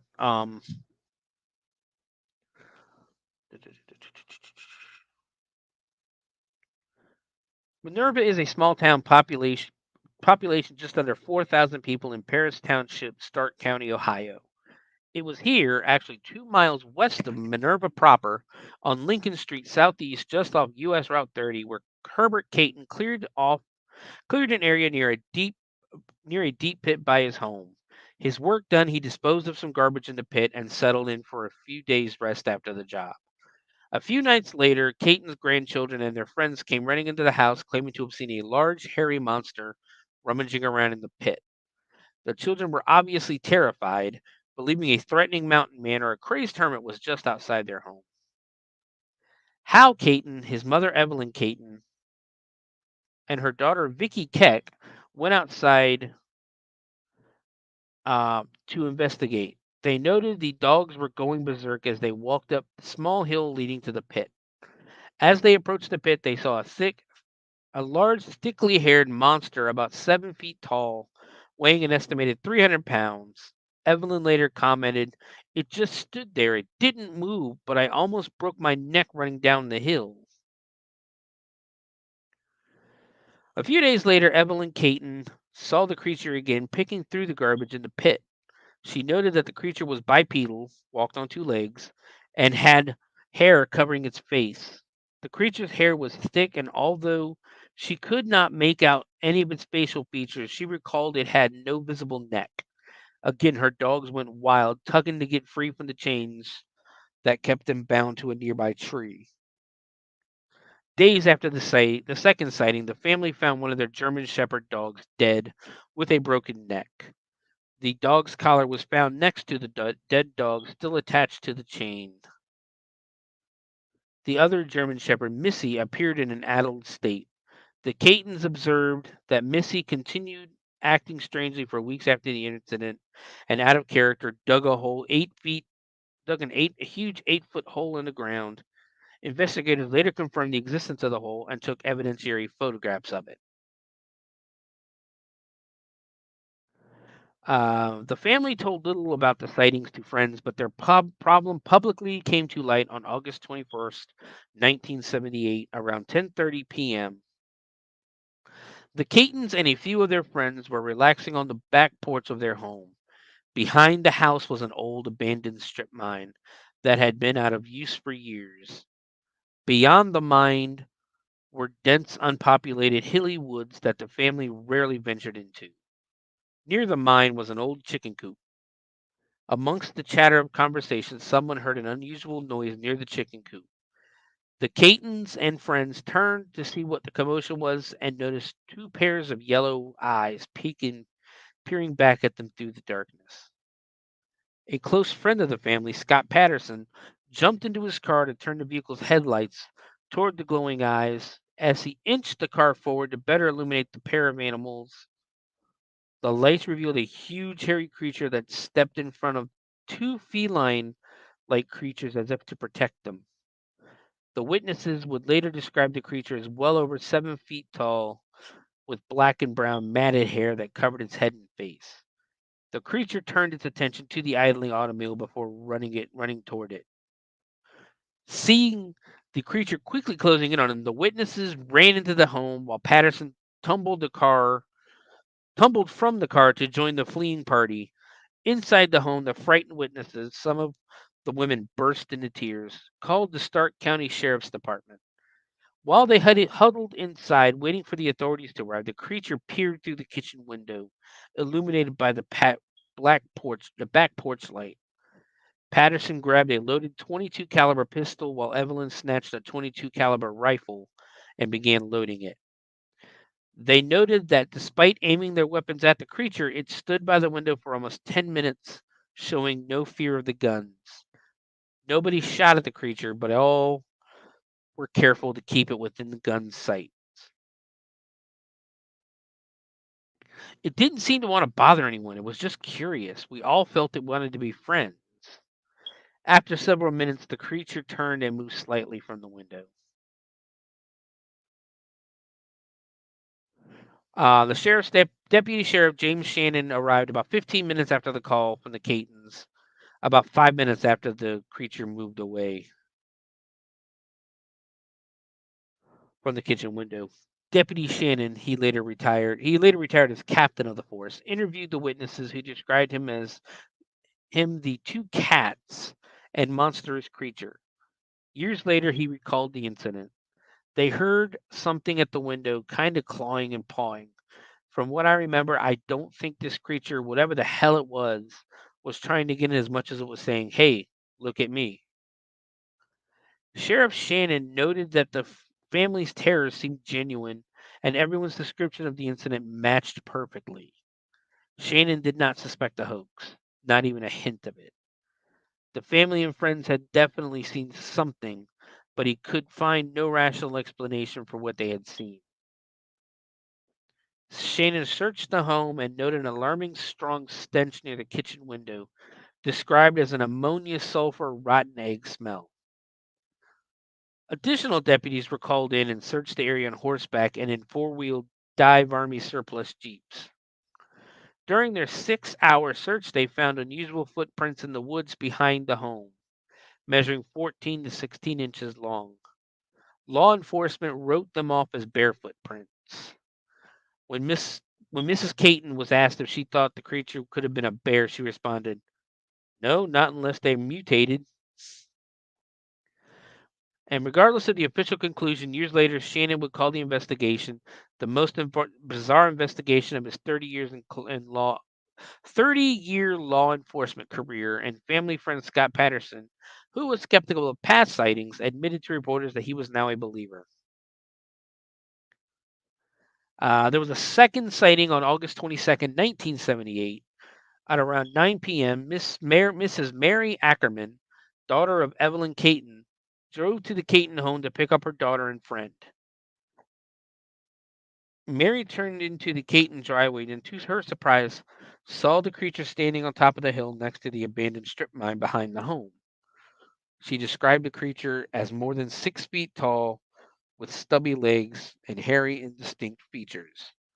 Mary sat in the car and watched the creature until it finally turned and walked towards the woods behind the mine, according to Mary.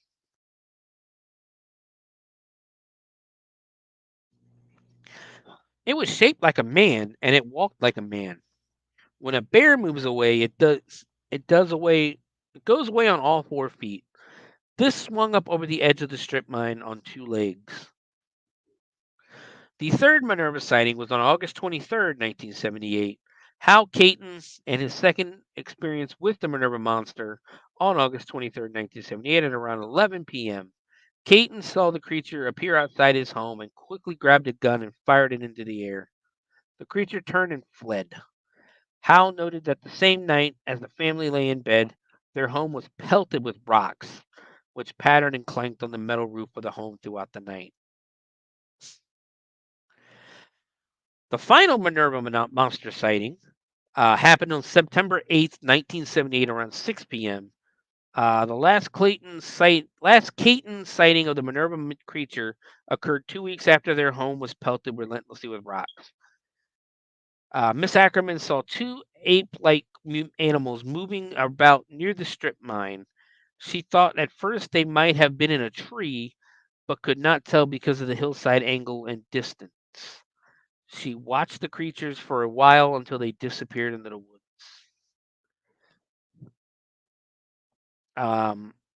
Virtually overnight, the Caton home turned into a veritable media circus.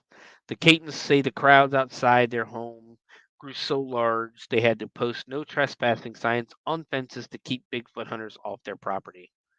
However, not all Bigfoot hunters were so intrusive.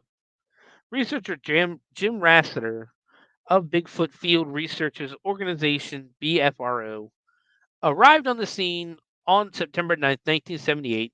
He returned for a follow-up investigation on September 30th and interviewed residents throughout the area. His first find was Henry Colt, who lived 5 miles east of Minerva on US 30. Colt told Rassiter that he too had seen the animal while on a walk through the woods near his home. Colton said, Colt says the animal was squatting near a tree and made a noise that sounded to him like a very loud cough. He described the creature as large and hairy and bipedal. Next, Rassiter interviewed the Caton family about their encounter with the creature, and in his report he noted that the Catons and their friends had no reason to concoct a hoax, and seemed truthful and sincere with their stories. He also noted that the witnesses told the exact same story. They were very plain, simple, down-to-earth people, and you could tell something had happened that really frightened them. There were never any inconsistencies with their story. However, many times we went over it. Another researcher who accompanied Rassiter confirmed his assessment of the family's veracity. Some of the persons who we were interviewed separately and all described the beast identically. All hoped they would never see it again. To their surprise, the researchers found the Catons and many of their family friends were unfamiliar with the term Bigfoot. There's more Minerva sightings within weeks of the Caton sightings. Others in the area began reporting similar encounters with the Minerva monster. One man saw a large hairy creature cross Route 30 near the Caton's home. It was a fog-shrouded night, and he was driving down US 30, and all of a sudden, this thing darted out in front of his vehicle. Another sighting occurred on Liberty Road, Church Road, southeast, where a woman reported hearing strange noises in the woods surrounding her home. She described the sound as a cat fight or a woman's terrified shriek. She reported to the authorities that whatever was making the uncanny noises had been harassing her for several months. 58-year-old David White said he heard mysterious sounds behind his Paris Township home, located at the rear of the Skyland Mills Mobile Home Park, near the Caton's property. Similar to the Liberty Church Road report, he described mysterious sounds echoing from the woods next to a small lake. It's a blood-chilling sound, a curdling sound. It will scare the hell out of you. His wife, Connie, confirmed hearing the strange noises. In the years following the Caton incidents, reports of the Minerva monster arrived from the neighboring counties of Logan and Union. On June 24th, 1980, Mrs. Donna Riegler, a legal secretary from Union County, was driving home work on a stormy day. It was hot and lightning flashed in the distance. Riegler slowed her car as she crossed over a set of rough railroad tracks and saw something lying in the road ahead. The creature appeared to be hunched over, and at first she thought it was a dog.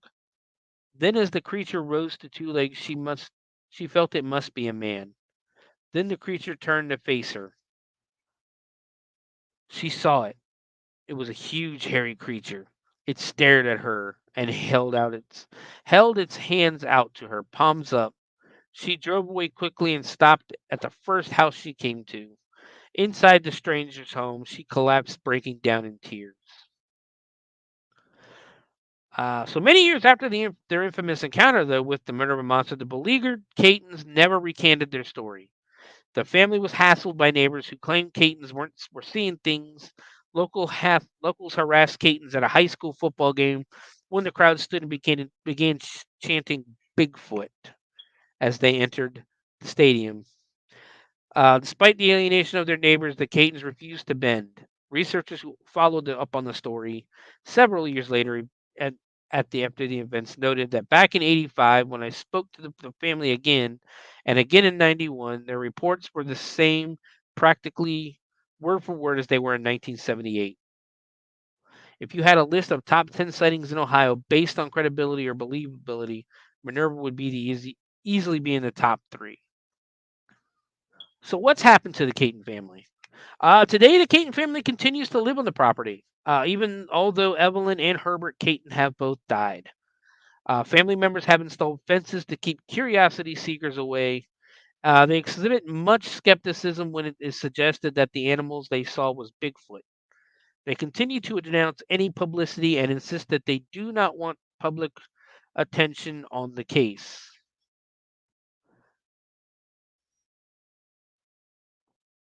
There's a couple articles in this story and everything, but yeah, the Minerva monster is probably one of the most believable stories I've read and I've researched on here. I wish I would have did a better job writing about it, but unfortunately, I left a bunch of important things out. Um, but the Minerva monster is like I said, it is the most believable story that I've seen. From what everybody has said, the reporters, the police, that this family has no reason to lie, and they don't seem like they're lying. So, what is in the woods in Minerva, Ohio, or what is in that old mine? We may never know. But that's only one portion of all the sightings in Ohio. Because there's sightings in the Cuyahoga State Park. According to Paul Seaburn from Mysterious Universe, the first Grassman sighting by modern people happened in 1869. This early sighting reported a 9-foot tall bipedal ape-like creature who was seen eating grass and wheat. Another Grassman sighting was reported later in the 1800s, according to the Cryptid Wiki. During this encounter with the creature, Grassman attempted to throw a man out of his carriage.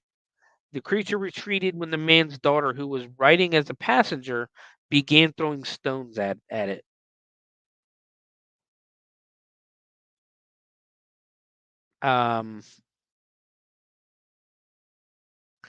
Yeah, I mean, I think those are really the only two that I found in the Cuyahoga State. That's Cuyahoga State Park would be up near Cleveland and like Cedar Point and that. But yeah, I mean, state parks would be perfect. Um, a perfect hiding spot for Bigfoot. Who and I'll tell you right now, I call Bigfoot the world's greatest hide and seek player, because you know, um, nobody can find him. There's sightings, but nobody can ever actually find them.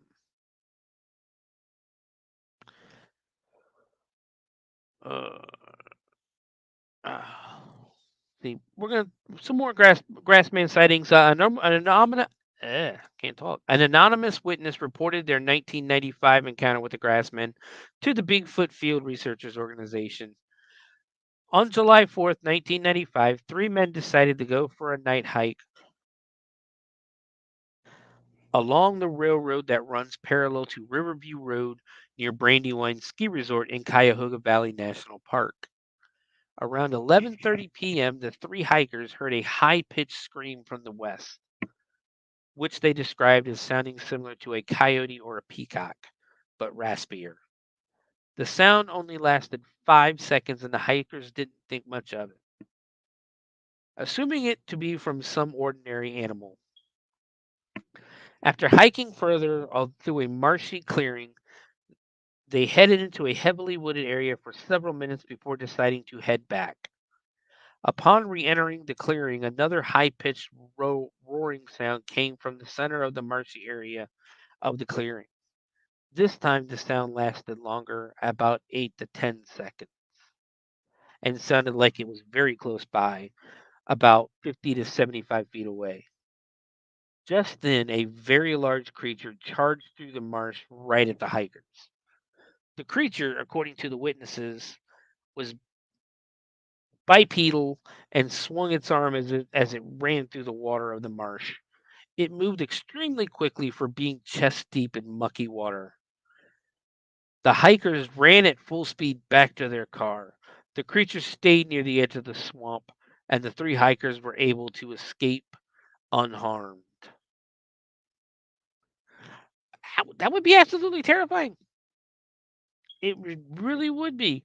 That's the thing. Some of the videos, some of the sounds I heard, some of the videos, and some of the stories that my friend on the Ohio Night Stalkers um, has told me and talks about, they're terrifying. It's they have rocks thrown at them, and I'm not like talking like little tiny rocks, big ass rocks thrown at him. Um, he's actually been chased. He's seen it, and he's been chased by what he calls a Bigfoot. Um, Local Bigfoot researcher Charlie Page claims to have obtained an audio recording of Grassman's howl in 2015, according to Mysterious Universe writer Paul Seaburn. This audio clip was recorded in the Cuyahoga Valley National Park near the I-271 overpass that borders Cuyahoga and Summit counties. Page recorded the sound from the scenic Hemlock Point, where he picked up multiple howl sounds from different directions, but seemingly from the same species. According to a video published on YouTube by the user Find Bigfoot, a Grassman may have been recorded on video in February of 2017. The uploader of this video believes that this could very well be a real Grassman or Sasquatch because of the creature's posture, gait, and general behavior. He also believes that the creature resembles an authentic Sasquatch because it has a coned head and long arms. He feels that this is the best footage that he has seen of Bigfoot or Bigfoot-like creatures in several years. I was not able to download the video though, but in the video it does look like a man in an outfit to me. It doesn't look legit at all, but um, I could be wrong. Just to me, it looks like a guy in an outfit. So there's a lot of belief when it comes to Bigfoot. Some people believe that uh, it's like basically just an animal, or I guess a species of animal that lives in the woods that was never discovered and never either domesticated or um, humanized. Um, you also there's also very good possibilities that people who see Bigfoot, they're seeing just wild people. You really just don't know. Some people believe that they are aliens. I've met people and I've talked to people who believe that they are an alien species put here on Earth. And then there's a lot of people who believe that they've been around for centuries, that they're basically just like Neanderthals almost, and that they could also possibly be Native American curses. I mean, we'll never know unless we actually find one and study it, you know, like we do all the other animals. But in the 1700s, Native Americans living in the Ohio grasslands spoke of a species of bipedal ape men who lived in the area, according to the Cryptid wiki. They called these creatures the wild ones of Ohio, or I'm sorry, the wild ones of the woods. These Native Americans would leave out food to the wild ones as a means of keeping peace with the creatures. Could the wild ones of the woods spoken of by Native Americans be the same creatures as the Grassman? Um, yeah, It's very possible. I mean, we don't know how long they've been around. We don't know how many there are. We don't know where they live. We don't know what happens to the dead, what they do to the dead. We just don't know. Um, Many cryptozoologists believe that the grassman is a separate species from Bigfoot. Grassman's diet allegedly consists mainly of grass and wheat, while Bigfoot has a fondness for apples. I don't know how the hell you know that he has a fondness for apples. Grassman is also apparently often seen in groups, unlike the more solitary Bigfoot. Unlike Bigfoot, Grassman is also often associated with a foul odor, similar to that of the skunk ape of Florida. Grassman is also purported to be more violent than other similar species. Um, so yeah, it you always get different stories when it comes to this kind of stuff. Some people, some people say how cruel, mean, vicious that Bigfoot is. A lot of times people will say how, nice and sweet he is. I bring your attention to the movie, to the 1980s movie of Harry and the Hendersons, where Harry's dad painted, the big, because of the Bigfoot hysteria going on. Harry's father, or not Harry's father, George Henderson's father, um, painted it as this wild, evil, vicious thing versus how Harry actually was, which was sweet, nice, and kind. Um, but it's one of the things where if you see something like that, you're gonna run. It's natural. It's that fight or flight instinct. Um, because you're gonna be scared, and it's perfectly fine. You're scared of the unknown. That's essentially what it is, because nobody knows. Nobody can know. But moving on, we're going to move to the cedar bog monster this time. We're staying with Bigfoot. We're just going to go with different sightings and what they call them in that. But this one's a little more interesting because in 1942, the Ohio Historical Society officially listed Cedar Bog as a nature preserve, the first of its kind in the state. Today, approximately 1/4 of all the plant species in Ohio call Cedar Bog, along with over one call Cedar Bog home, along with over 100 species of birds and many rare reptiles and fish. And if the stories are to be believed, the bog also has one other infamous resident, Bigfoot. Shortly after Cedar Bog, which is actually a fen, opened, locals began whispering about spotting a huge ape-like creature walking along Woodburn Road, which runs alongside the bog. Some claimed it was Bigfoot himself, while others said it was an albino relative. One thing they all agreed on, though, was that this creature was too big to be a man and was unlike anything they had ever seen before. Sometime thereafter, a long metal fence topped with barbed wire was erected along both sides of Woodburn Road. Most people just assumed it was designed to protect the bog by keeping people out. But there are some who believe even today that this fence was placed there to keep Bigfoot from getting out. Regardless of which is true, we invite you to take a trip down Woodburn Road some dark night and see for yourself if you don't feel like something is standing on the other side of the fence, just beyond the reach of the car's headlights, watching you. All right, so according to legend, a group of teenagers from Kettering decided to venture outside the city on an impromptu camping trip. Okay, here's the thing: Kettering is a city right now. It's literally I live right outside of Kettering. Um, Kettering is in basically south of Dayton. Um, the Cedar Bog is in Urbana, Ohio, which is probably about 45 minutes, about 30 minutes north, east of the area we live in. So it's not that weird that a group of kids from Kettering want to go camping. But they decided to go outside the city on an impromptu camping trip. The spot they chose to camp was alongside a creek at the far end of a large field. It was a decision they would soon regret. The following morning, a car was found near the preserve. Inside, there was nothing but a trail of footprints leading from the car that led directly into the nature preserve.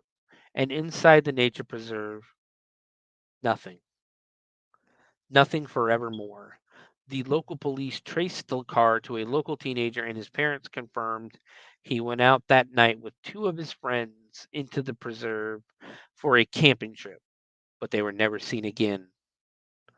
No remains were ever found, and creatures that could kill and consume 3 human beings, well, they just don't exist.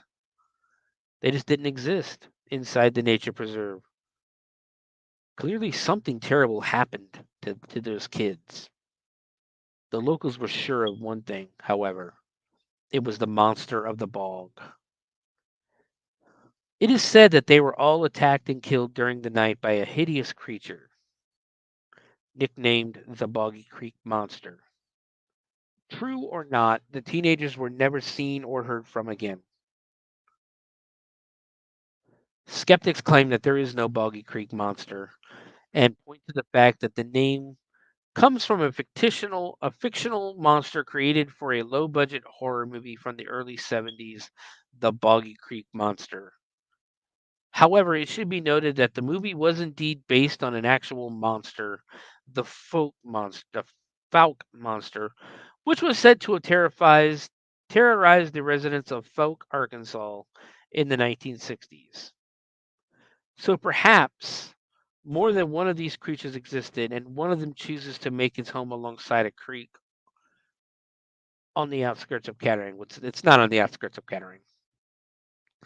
1945, on a cold night, a car was discovered near the nature preserve, and upon inspection, nothing was found.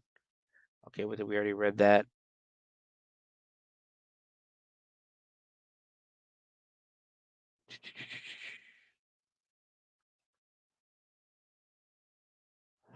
Hold on, I'm trying to find my spot.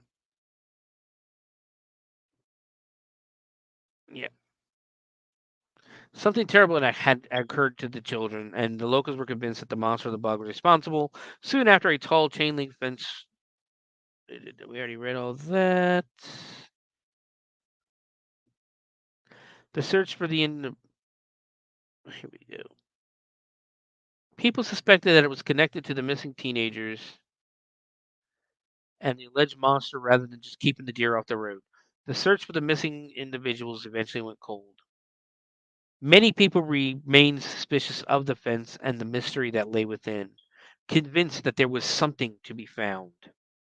Despite the intention of the authorities to keep things quiet, word soon spread throughout America that something strange was happening in the bog. Monster hunters began to arrive in droves, parking their cars near the chain link fence in groups of hundreds each month, hoping to catch a glimpse of whatever was inside. Rumors began to circulate that the fence was meant to keep something in rather than keep people out. Despite the fact that 3 teenagers had gone missing and were possibly attacked by a strange creature, local teenagers were undeterred and continued to frequent the area, hoping to catch a glimpse of the creature for themselves. Some did, and not long after the first incident, 2 more teenagers parked on the road for a romantic adventure. Exactly what you think. They were startled by a rustling sound coming from the thicket behind them. The boy assumed it was his girlfriend's anxiety and urged her to ignore it, but the noise continued to grow louder. They wondered what could be out there. Slowly, they lifted their heads from the back seat and peering through the rear window, and they eventually saw it.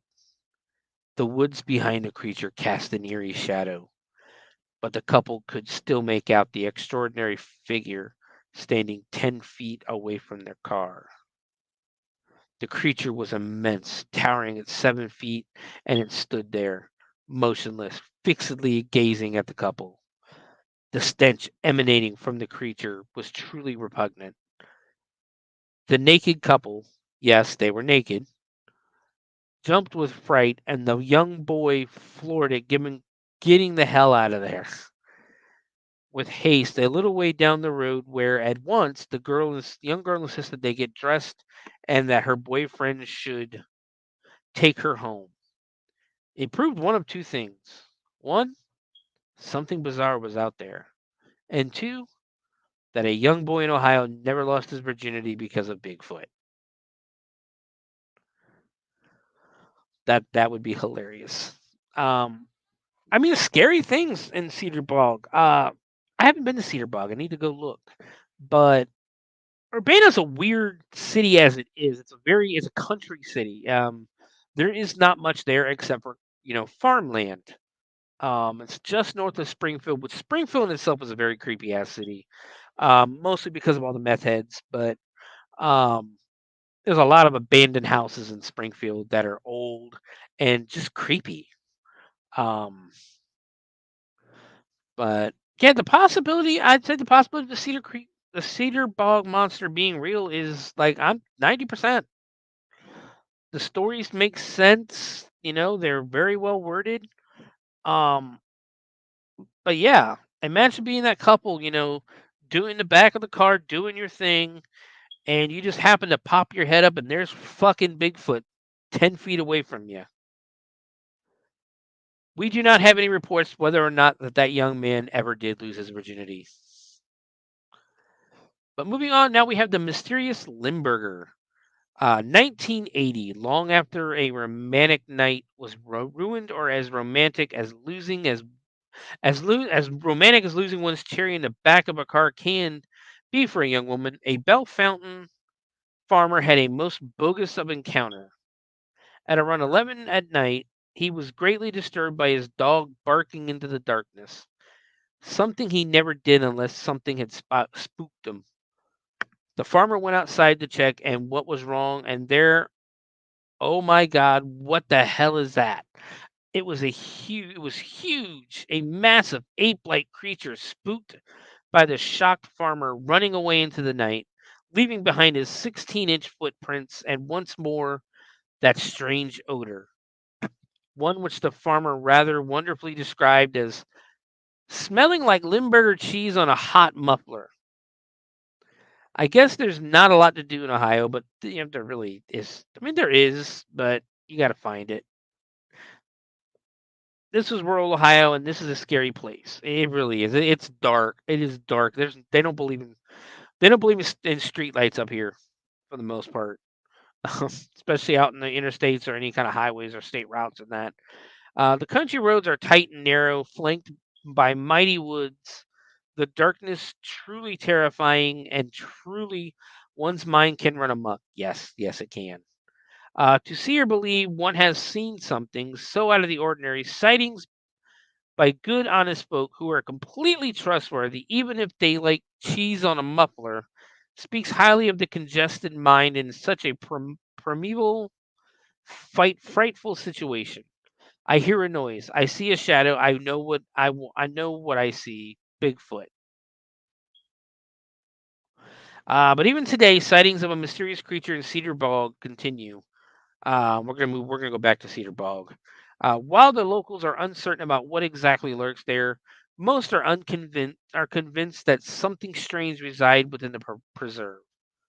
Chris Erter, a local resident, lives on Cedar Creek Road, which runs through his property, and he frequently hears reports of strange sightings in the woods. Chickens and cats often go missing, leading many to believe that the monster is responsible. The creature appears in the spring and fall, and local farmers frequently complain about bizarre occurrences on their farms. There is even an Aztec mound in the area, which has been featured on ghost hunting television shows. I've not seen them. Visitors can now access the preserve through a boardwalk and visitor center. So yeah, Cedar Bog I think that there's a lot of the only other part of the state I think, or I would believe, would have more sightings and more activity would be Salt Lake Park and and the Hocking Hills. Appalachia, Appalachia's scary as it is. But we're going to move on now to the monster of Charles Lake. I don't think there's many more Bigfoot stories. In 1959, 3 young men from Ohio claimed to have had a face-to-face encounter with one of the most bizarre critters ever to emerge from a seaweed-strewn lake bed. An encounter so brief and perplexing that even most cryptozoologists, don't know what to make of it. Much like its highland counterparts on the flip side of the Atlantic, Ohio proves to be one of the preferred stomping grounds in the U.S. for more than a few unique species of aquatic-based. Really? Okay, so I think we're done with Bigfoot. Actually, I thought the monster of Charles Lake was a Bigfoot. Apparently, it is not. Hold on, let me look at this.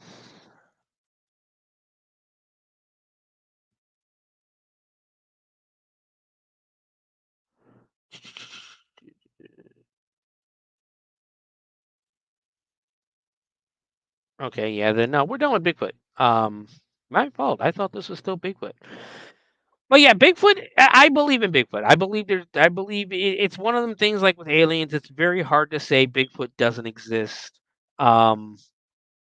We still have acres and acres and miles of country of backwoods that we have not investigated. We have not explored. The country, America, Canada, Alaska, it's so big, it's so vast. I don't think it's possible that we've explored every inch of it. And just like saying there's no alien, there's no, not really aliens, but no life on another planet. It's very hard to say that there is no Bigfoot. There's no evidence that says there's no Bigfoot. There's no evidence that there is. But it's a very, very possible. That's the thing. You got to admit, it is very possible that there are creatures living in the middle of the woods, deep in the woods, that exist. If you look, if you study, the news and things like that, and see all these fish, the deeper we go into the ocean, the more different kinds of species of fish and weird looking fish we're finding at the bottom of the ocean. So if we're finding those in the bottom of the ocean that we're just now starting to explore, what makes us think that there's nothing in the woods? There's nothing deep in the woods, in caves. Nobody really. It's very hard to explore a cave to the very bottom or the very end of it. You never know what it is, and it's very hard to get back. But there's nothing to say there isn't. So yeah, Bigfoot is up there in one of those things that I believe in. Yes. But we're going to move on to the orange-eyed monster of Charles Lake. In 1959, 3 young men from Ohio claimed to have had a face-to-face encounter with one of the most bizarre critters to ever to emerge from a seaweed-strewn lake bed, and an encounter so brief and perplexing that even most cryptozoologists don't know what to make of it. Much like its highland counterpart on the flip side of the Atlantic Ocean, Ohio proves to be one of the preferred stomping grounds in the U.S. for more than a few unique species of aquatic-based cryptids. Far and away the most notorious of these beasts are the small bipedal frog-like fiends known as the Loveland frogmen, but the Charles Mill Lake Reservoir, located about 100 miles away from Loveland, Ohio, in Mansfield, is said to boast its very own aquatic monster. We will talk about the Loveland frogmen. That is going to probably end up being our last monster when we talk about them, get to them. But nestled in between Cleveland and Columbus, the Mill Lake Reservoir was constructed in 1935 by damming the Black Fork of the Mohican River. Known for its voluminous catfish population, the lake is also said to be the home of a unique and ostensible amphibious creature, the likes of which has only been seen once, and is quite unlike any other cryptid ever reported. This odd and harrowing encounter occurred on March 28, 1959, when 3 teenage buddies, Denny Patterson, Wayne Armstrong, and Michael Lane, claimed to have had a run-in with one of the flat-out weirdest varmint events that anyone has ever chronicled, at least in Ohio. The young men testified that they were cavorting near Ruggles Road near the swampy shores of the Charles Mill Reservoir at night when they saw a strange 7-foot tall being rise up from the black water in front of them. The petrified boys watched in horror as this colossal creature towered above them. Later, they would describe the beast as being a huge, armless humanoid with luminous green eyes and large webbed feet. Needless to say, the teens wasted no time in exiting the scene and were swift to report their unusual encounter.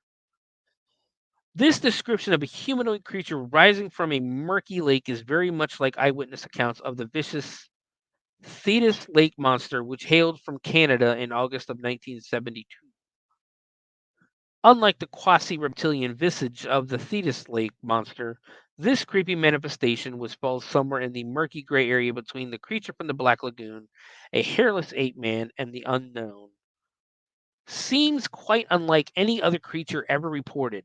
In fact, this thing is so bizarre that it's more like an amalgam of the Swamp Thing and a frightening early design for Sid and Marty Krofft's Sigmund the Sea Monster than a genuine biological entity. When local authorities made their way back to the reservoir to see what the entire hubbub was all about, they discovered a series of tracks that resembled the foot gear worn by skin divers. Along the shore, despite this apparent confirmation that something with large webbed feet was skulking along the edge of the lake, there were no subsequent reports of this armless beast with glowing eyes. Esteemed cryptozoologist Loren Coleman even chronicled this bizarre aquatic humanoid case in his 1985 book, Curious Encounters.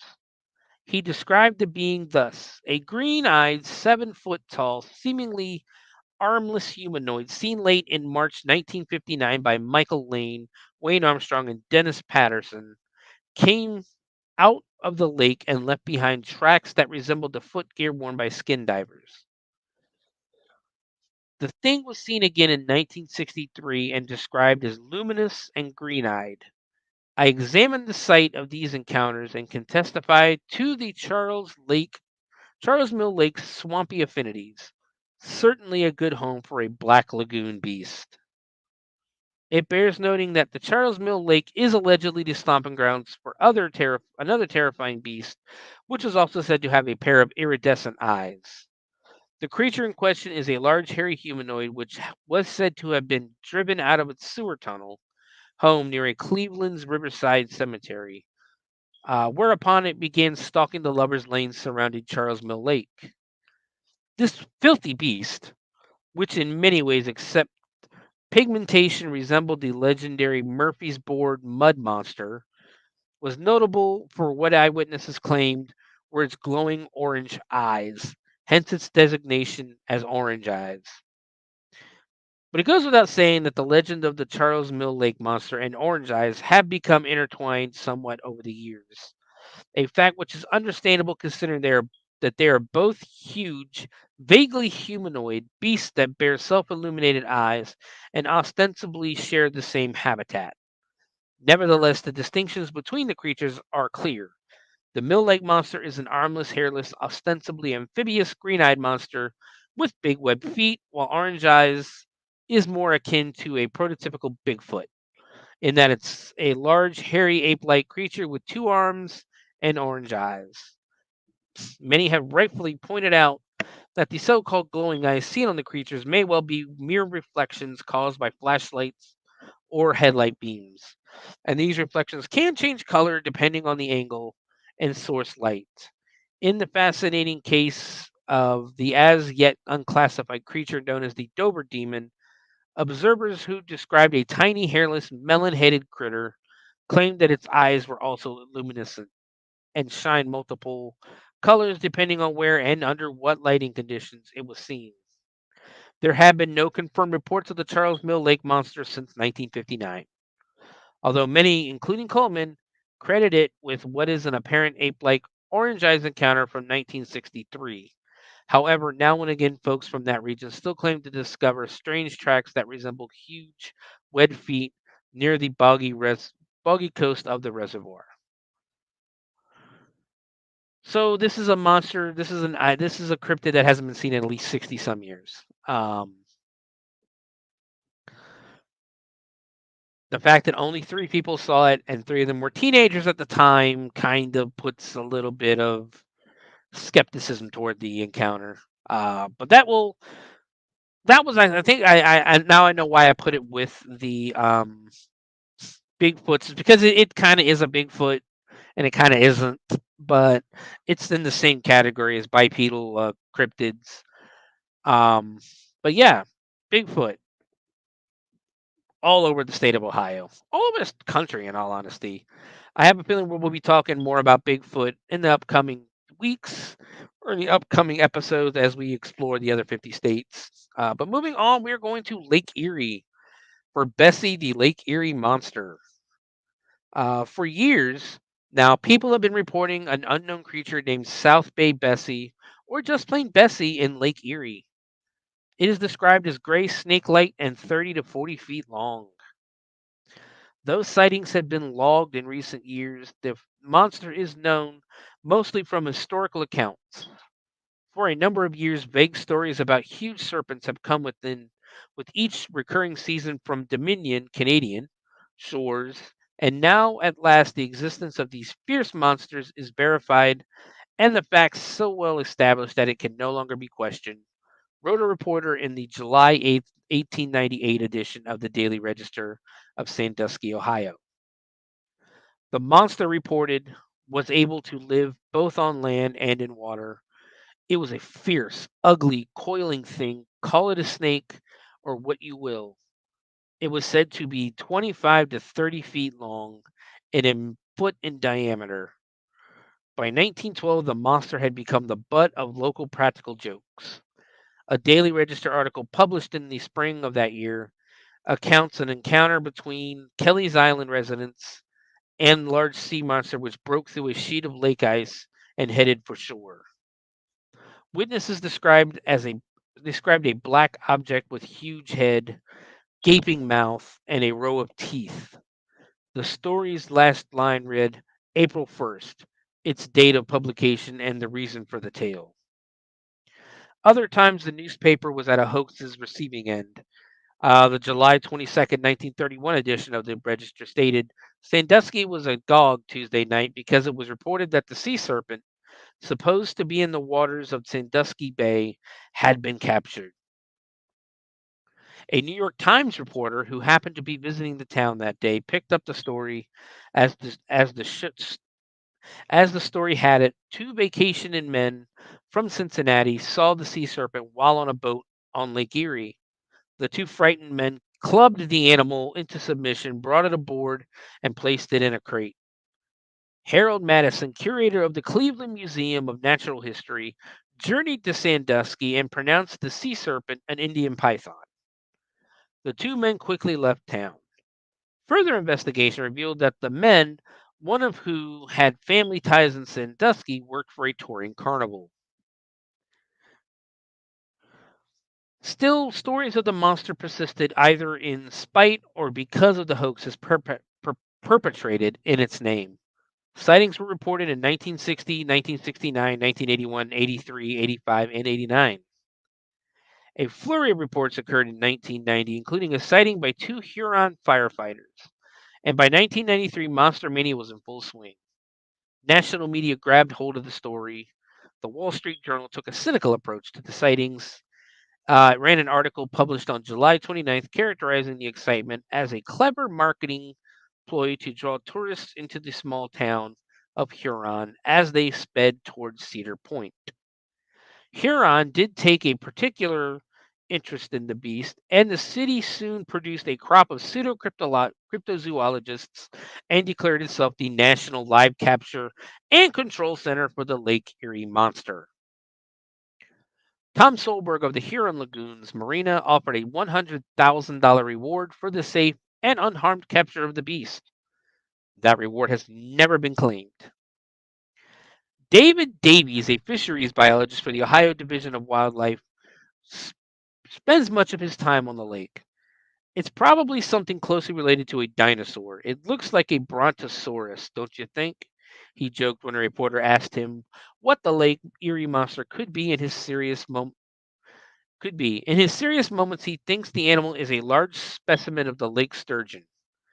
Lake sturgeon can grow to be 150 years old, exceed 7 feet in length, and weigh more than 300 pounds. Caviar comes from the eggs of the sturgeon. The Sandusky Lake shore was home to so many lake sturgeons in the 1800s that it was known as the caviar capital of North America. The sturgeon was fished nearly out of existence on Erie, but is now making a comeback. In the summer of 1998, a fisherman off New York's Lake Erie coast caught a 7-foot, 4-inch, 250-pound sturgeon. They do look prehistoric, Davies said. In fact, they very much resemble their prehistoric ancestors. Where other fish have scales, the lake sturgeon has bony plates, and the plates give the fish a reptilian, leathery look. The sturgeon is a bottom feeder, though it rises occasionally to the surface of the water. Its tail could conceivably be interpreted as the neck of a great sea monster when it rises over the water's surface. Its fins could be imagined as its undulated body if you happen to have an extremely overactive imagination. The lake sturgeon is considered endangered in Ohio, and the Wildlife Division has implemented a program to tag and record sturgeon remaining in the lake.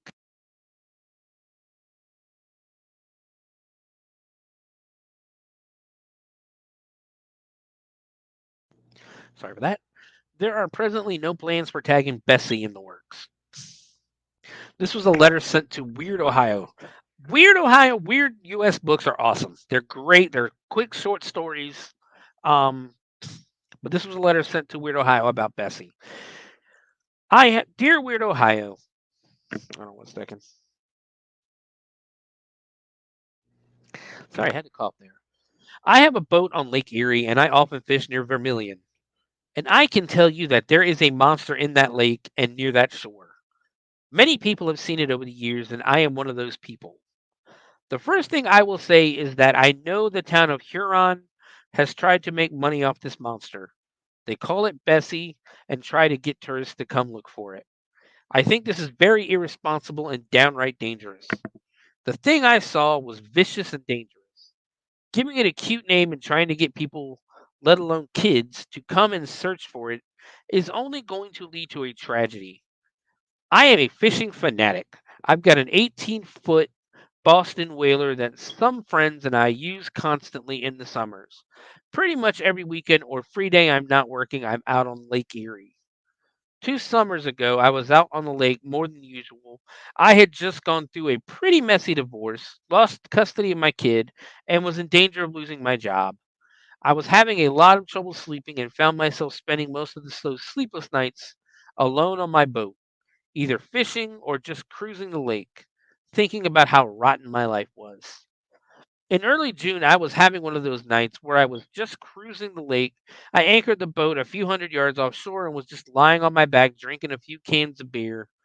As sad as it is in hindsight, I found that the combination of the rocking of the boat and a few beers was one of the only surefire methods of overcoming my insomnia. I don't know how many mornings that summer I woke up fully clothed on the deck of my boat with cans scattered about. It wasn't the happiest period in my life. This particular night, I was awakened from my slumber by something rubbing against the bottom of the boat. The noise and the impact woke me, and I immediately heard a noise that I find hard to describe. It was the rushing of water, followed by the slap of something against the surface of the lake.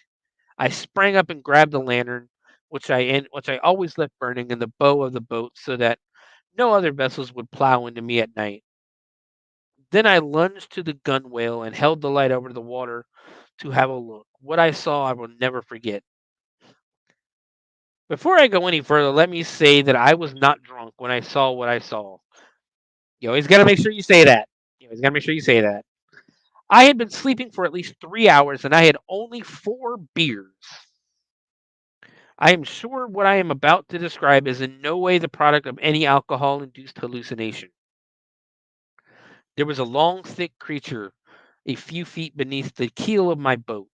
All exaggeration aside, this thing was at least 20 feet long, and it darted with incredible speed away from my skiff as I struggled to make out its form beneath the inky black surface of the water. When it was about 30 feet away from my vessel, the beast reared its body up out of the lake. Although it was still dark out, it was a clear night with a full moon shining down on the still surface of the lake. Because of this fact, I was able to clearly make out the long serpentine body of the animal and its large round head. That was all I saw before it submerged again and disappeared. There is no doubt in my mind that the thing intentionally slammed into my boat. The first instinct I had when I saw it was that I had invaded its territory and it was letting me know. Perhaps like a common eel, it had been attracted to the glow of my lantern.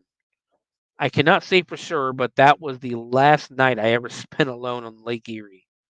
I've only gone fishing at night a few times in the past 2 years and never by myself. Needless to say, the sleeplessness of that summer only got worse after I looked that monster in the eye. Thankfully, since then, my life has returned more or less to normal. I've remarried, see my kid often, and have a new job much better than the one I was so worried about back then. When I think back to that summer, the only really terrifying aspect of it I haven't managed to reckon with is the mystery of what I saw that night. So the first recorded sighting of Bessie occurred in 1793, and more sightings have occurred intermittently and with greater frequency in the past 3 decades. While shooting at ducks north of Sandusky, Ohio, in 1793, the captain of the sloop Felicity startled a large snake-necked creature described as more than a rod, 16 and a half feet in length. In July of 1817, the crew of a schooner reported a 30 to 40-foot long serpent, dark in color. Later that year, another crew spotted a similar animal, this time copper colored and around 60 feet in length. This time they shot at it with muskets, which had no visible effect. A third 1817 incident took place near Toledo when French settlers, two brothers named Dussault, encountered a huge monster on the beach, writhing in what they took to be its death throes. The brothers described it as between 20 and 30 feet in length and shaped like a large sturgeon, except that it had arms. The panicked brothers fled the scene, and when they returned later, the creature had disappeared, presumably carried off by waves after its death. All that was left of its presence were marks on the beach and a number of silver scales about the size of silver dollars. An extraordinary sighting took place by the entire crew of a ship bound from Buffalo, New York to Toledo, Ohio in July of 1892, which was carried by local newspapers. The crew, including captain, saw a large area of water approximately 1/2 mile ahead of them, churned up and foaming. As they approached, they saw a huge sea serpent that appeared to be wrestling about in the waters as if fighting with an unseen foe. They observed as the creature relaxed itself and stretched out full length, estimated at 50 feet and 4 foot in circumference, with its head sticking up above the water an additional 4 feet. The brownish creature's eyes were described as viciously sparkling, and large fins were also noticed. Crystal Beach near Fort Erie was the scene of another sighting on May 5th, 1896. This time there were 4 eyewitnesses who watched for 45 minutes as a 30-foot creature with a dog-shaped head and pointy tail churned up the water as it swam about until it was finally disappearing before nightfall. A reward of $100,000 has been offered by Huron Lagoons Marina for the capture of Bessie, dead or alive. Which contradicts the story I read earlier, because the story was $100,000 alive. 1960. During 1960, Ken Golick was fishing off a pier in Sandusky when he heard 2 rats. When he heard 2 rats, he threw rocks at the sound and then saw a large creature rise from the water. He stated that the creature was a cigar-shaped, measured 1 to 2 feet wide, and it pushed itself out of the lake with its 4 flippers, then rested on a nearby beach. This occurred at 11 o'clock in the morning on a clear, calming night. 11 o'clock in the morning on a night, yeah. During 1969, Jim Schneider stated that the serpent came within 6 feet of him near the South Bass Island in Lake Erie. He did not say how long the creature was just that it was 2 feet wide. In 1981, Teresa Kobach of Akron saw a snake-like reptile with flippers. She stated that it was so large it could have easily capsized the boat. It seemed to be playing. For the 1983 sighting, Mary M. Landau told John Schaffner about an encounter with Bessie. In the lake, she heard a rowing sound and saw what looked like a capsized boat. It was greenish brown colored and about 40 to 50 feet long. Landau realized it wasn't a boat, but an animal of some sort. It had a long neck and its eyes were visible from the side. 1985, Tony Schill of Akron, Ohio, saw a giant serpent when he was boating. It was dark brown and had a long, flat tail. Tony stated that 5 humps came out of the water and that there was no way it was a sturgeon. A friend was also boating with Tony, and he came face to face with the creature and said it had 5 humps and was black colored. Later that year, Dale Munro spotted a sea serpent from Lorraine Coast Guard Station. He said it was visible for 4 minutes and estimated it to be twice the size of his 16-foot sailboat, which would make it 32 feet or 9.7536 meters. And we go on, there's a bunch more sightings. Everything just seems, for starters, we can sit here and say that Huron, Ohio wants a Loch Ness monster. That's what they want it to be. They want it to be a Loch Ness monster. They want the tourism from it, because that's the thing. Loch Ness gets so much gets so much tourism where people come into Scotland, finding Loch Ness and trying to find the Loch Ness monster. And that's, I think, what Huron's trying to do. A lot of people say they're sturgeon, but the sturgeon, why do people think it's 30 to 50 feet long? So yeah, it's likely and it's unlikely. It's one of those things where I'd have to see it to believe it. But what are your thoughts? What are your thoughts, guys? What are your thoughts on the on Bessie, the Lake Erie monster? I know we're running along, but we only got a couple more to cover. This one's a quick one. The Kirtland Melonheads. So the folklore of the Melonheads. They're in American folklore of Ohio, Michigan, and Connecticut. Melonheads are being basically there's 3 states you can find the Melonheads in: Ohio, Michigan, and Connecticut. Each one has a different story. Each one has different origins and stuff like that for them, basically. But melonheads are beings generally described as small humanoids with bulbous heads who occasionally emerge from hiding places to attack people. Different variations of the legend attribute different origins to the entities. So we're only going to study the Ohio ones because that's what we're studying this week. We're studying the cryptids of Ohio. When we do Michigan or we do Connecticut, we'll do that next. But the Melonhead stories of Ohio are primarily associated with the Cleveland suburb of Kirtland in Lake County. According to local lore, the Melonheads were originally orphans under the watch of a mysterious figure known as Dr. Crow. Crow is said to have performed unusual experiments on the children, who developed large hairless heads and malformed bodies. Some accounts claim that the children were already suffering from hydrocephalus and that Crow injected even more fluids into their brains. Hydrocephalus is a condition in which an accumulation of cerebrospinal fluid occurs within the brain. This typically causes increased pressure inside the skull. Older people may have headaches, double vision, poor balance, urinary incontinence, personality changes, or mental impairment. And in babies, it may be seen as rapid increased size in head size, basically. Other symptoms may include vomiting, sleepiness, seizures, and downward pointing of the eyes. Hydrocephalus can occur due to birth defects or acquired later in life. But eventually, the legend continues that the three children killed Crow, burned down the orphanage, and retreated to the surrounding forests and supposedly feed on babies. Legend holds that the Melonheads may be sighted along Wisner Road in Kirtland and adjacent Chardon Township in Geauga County. The Melonhead legend has been popularized on the internet, particularly on the websites Creepy Cleveland and Dead Ohio, where users offer their own versions of the story. A movie, Legend of the Melonheads, released in 2010, is based on the Ohio legend and various other legends in the Kirtland area.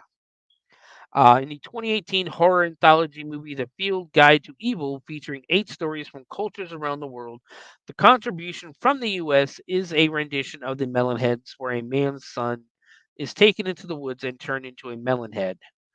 The 2024 release, The Melonheads, House of Crow, is also based on the legend. Today, some believe that the Melonheads may be sighted along Wisner Road and in Kirtland. It did it again. Why did it do that? Research has shown that Dr. Crow probably did not exist. Let's state a fact for fact. Melonheads are probably not real. They're probably folklore. They're more than likely orphans that had some kind of human deformities or, on them. And basically back in the 1800s and that, if you looked weird or you looked different, you were either a witch or you were just a freak. And they tried to separate you from society.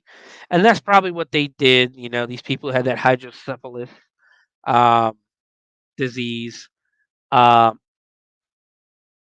were scared, probably hid away from society, were kept in a school or an asylum or a sanitarium or something like that, away from the regular public who were going to make fun of them or be scared of them, hopefully not hunt them down. But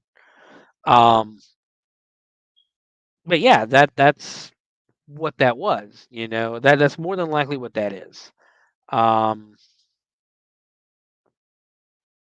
So yeah, the Metalhead's great story, more than likely not real. But that brings us to our final cryptid in Ohio, the Loveland Frogman. I saved this one for last because this is a big.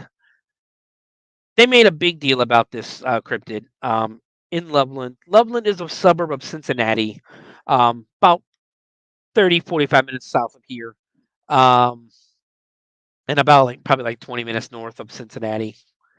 There's like a big festival they have every year. There's a museum. It's the Loveland the Frogman legend is included in the Loveland History Museum, and it's a big deal.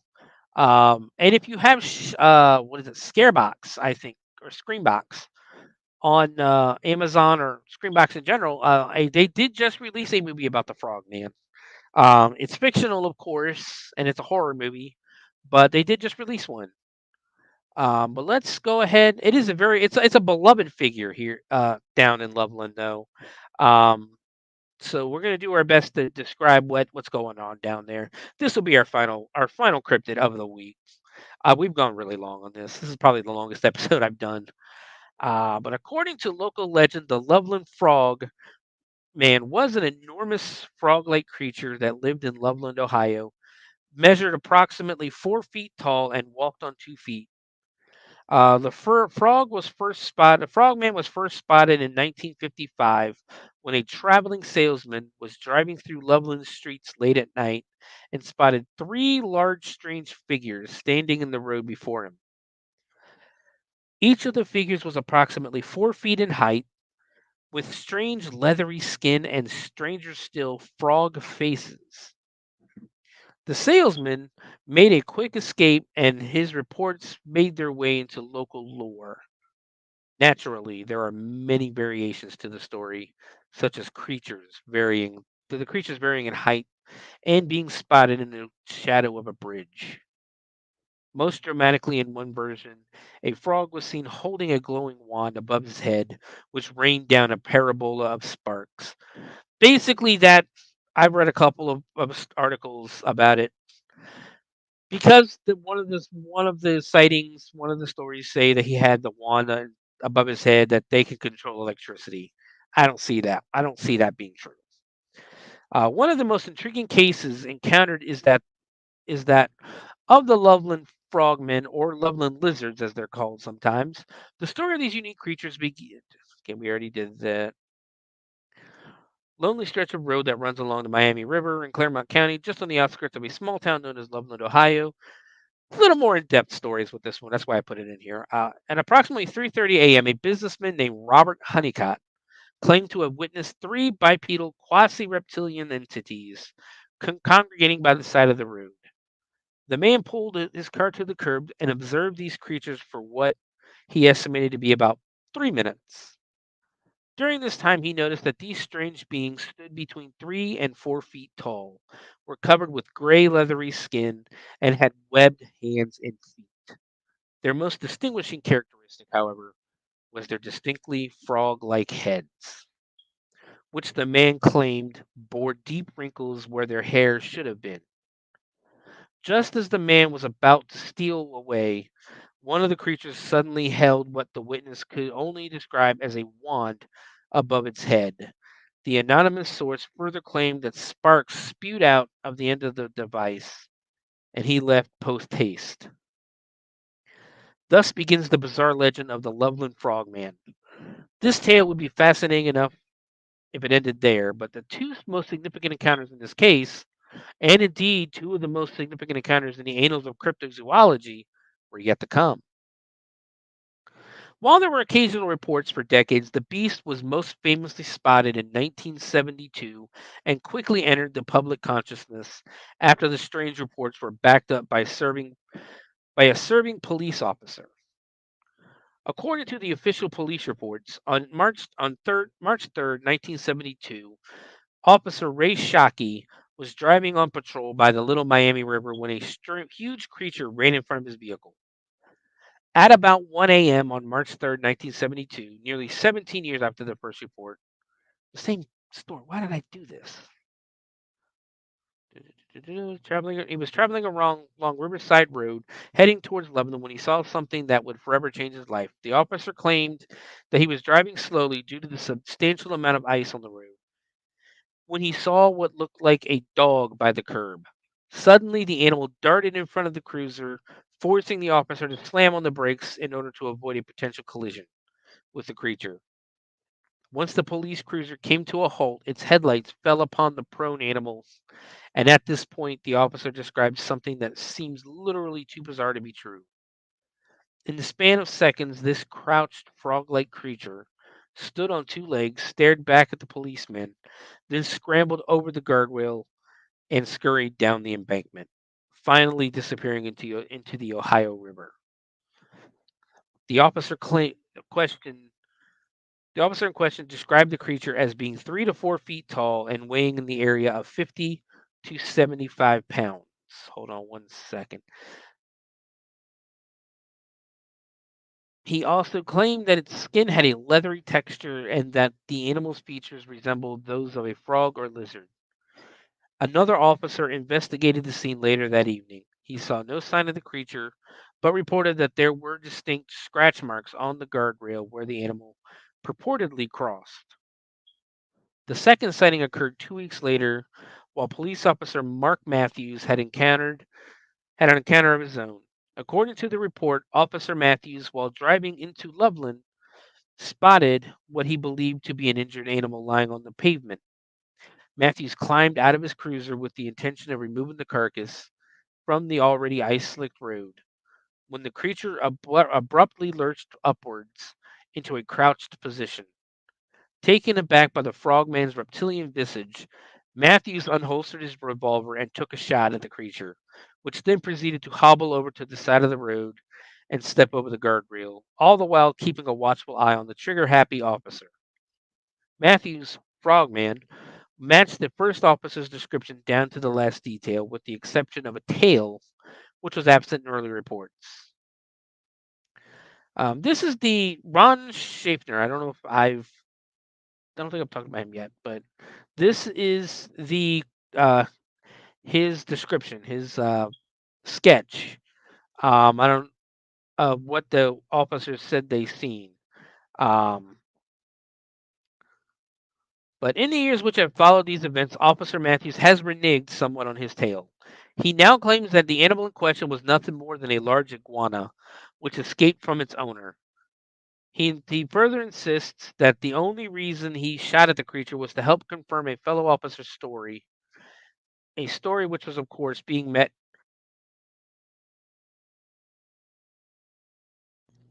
Sorry, I had to sneeze. Being met with predictable skepticism by their superiors. Whether or not Matthew's change of heart was inspired by ridicule or the fading memory of an event from which he was 30 years removed, the fact remains that his own testimony counterindicates his later retraction. In a 2001 email interview, Officer Mark Matthews, now retired, explained that the incident was habitually blown out of proportion. He stated that it was and is no monster. It was not leathery or had wet matted fur. It was not 3 to 5 feet tall. It did not stand erect. The animal I saw was obviously some type of lizard that someone had as a pet that either got too large for its aquarium, escaped by accident, or they simply got tired of it. It was less than 3 feet in length, ran across the road, and was probably blinded by my headlights. It presented no aggressive action. Matthews attempted to shoot the creature in order to back up the account of his partner's sighting a few nights prior, but the lizard escaped, most likely to die from its injury or from the bitter freezing cold. Uh, Basically, there was another recent sighting of Frogman. A Frogman was spotted in August of 2016 by Sam Jacobs and his girlfriend while they were playing Pokemon Go in Cincinnati. The location of the sighting casts doubt on the authenticity. Basically, a lot of people are saying because it did not take place wasn't seen in Loveland, that it could possibly be true. He has a video. The video kind of does look a little fake, but I don't think that it's not an impossibility for it to be seen in Cincinnati, considering the Ohio River runs literally along the border of Cincinnati, Ohio, and Newport, Kentucky. So yeah, it is very possible.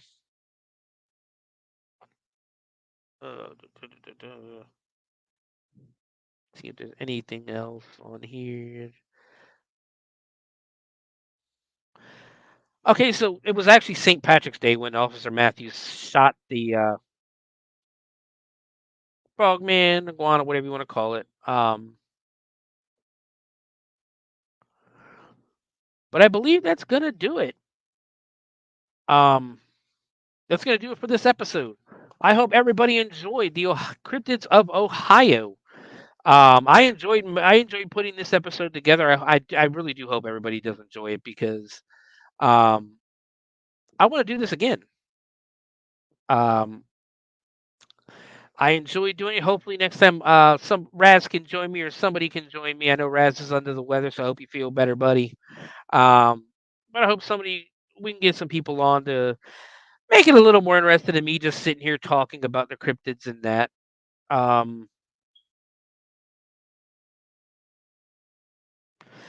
So what we're going to do now is I have a wheel that I found on the internet, and it is going. It has all 50 states on it. We are going to spin it to find out which state we're going to work on next. I figure that's going to be a lot better than going in alphabetical order, because then it'll be forever we get to some people's states. So let me bring that website up. There we go. Give it a quick spin. Here we go, and we are going. Still spinning. Hold on. For our next episode, when we do Shivers again, I don't know when we're going to do it again, but we are going to. Come on. Is it going to stop or not? Oh, I got to hit stop. I'm sorry.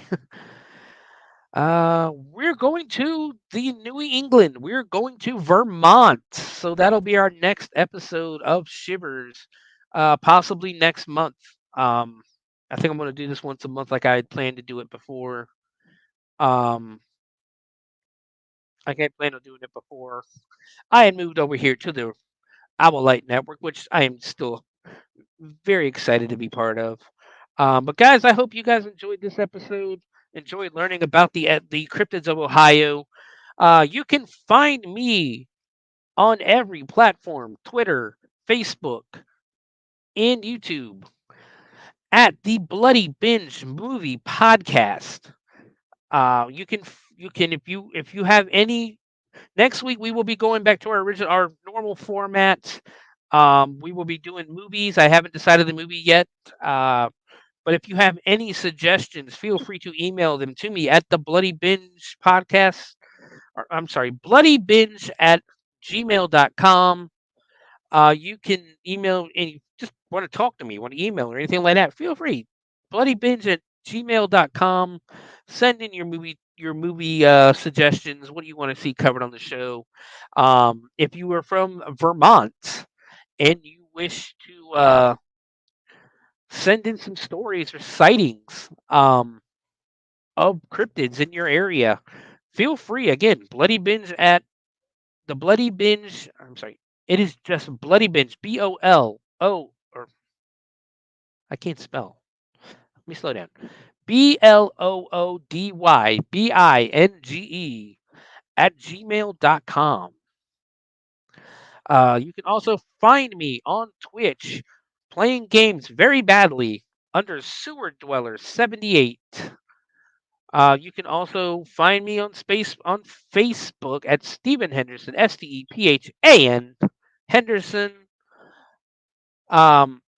You can also find me this September and October. If you're in the Dayton area or you plan to visit the Dayton area, you will find me at Hell's Dungeon.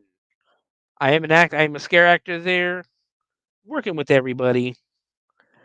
You can also find me when it comes back, when it returns. I will be, of course, always here on the Owl Light Network every other Wednesday on Matt and Monsters with Raz and Matt, talking the latest wrestling news or wrestling goings on. I think it's been paused at least till maybe the fall. We'll see what's going on. But guys, have fun. Have a great weekend. Have a great week. Be good to each other. And as always, watch more horror movies.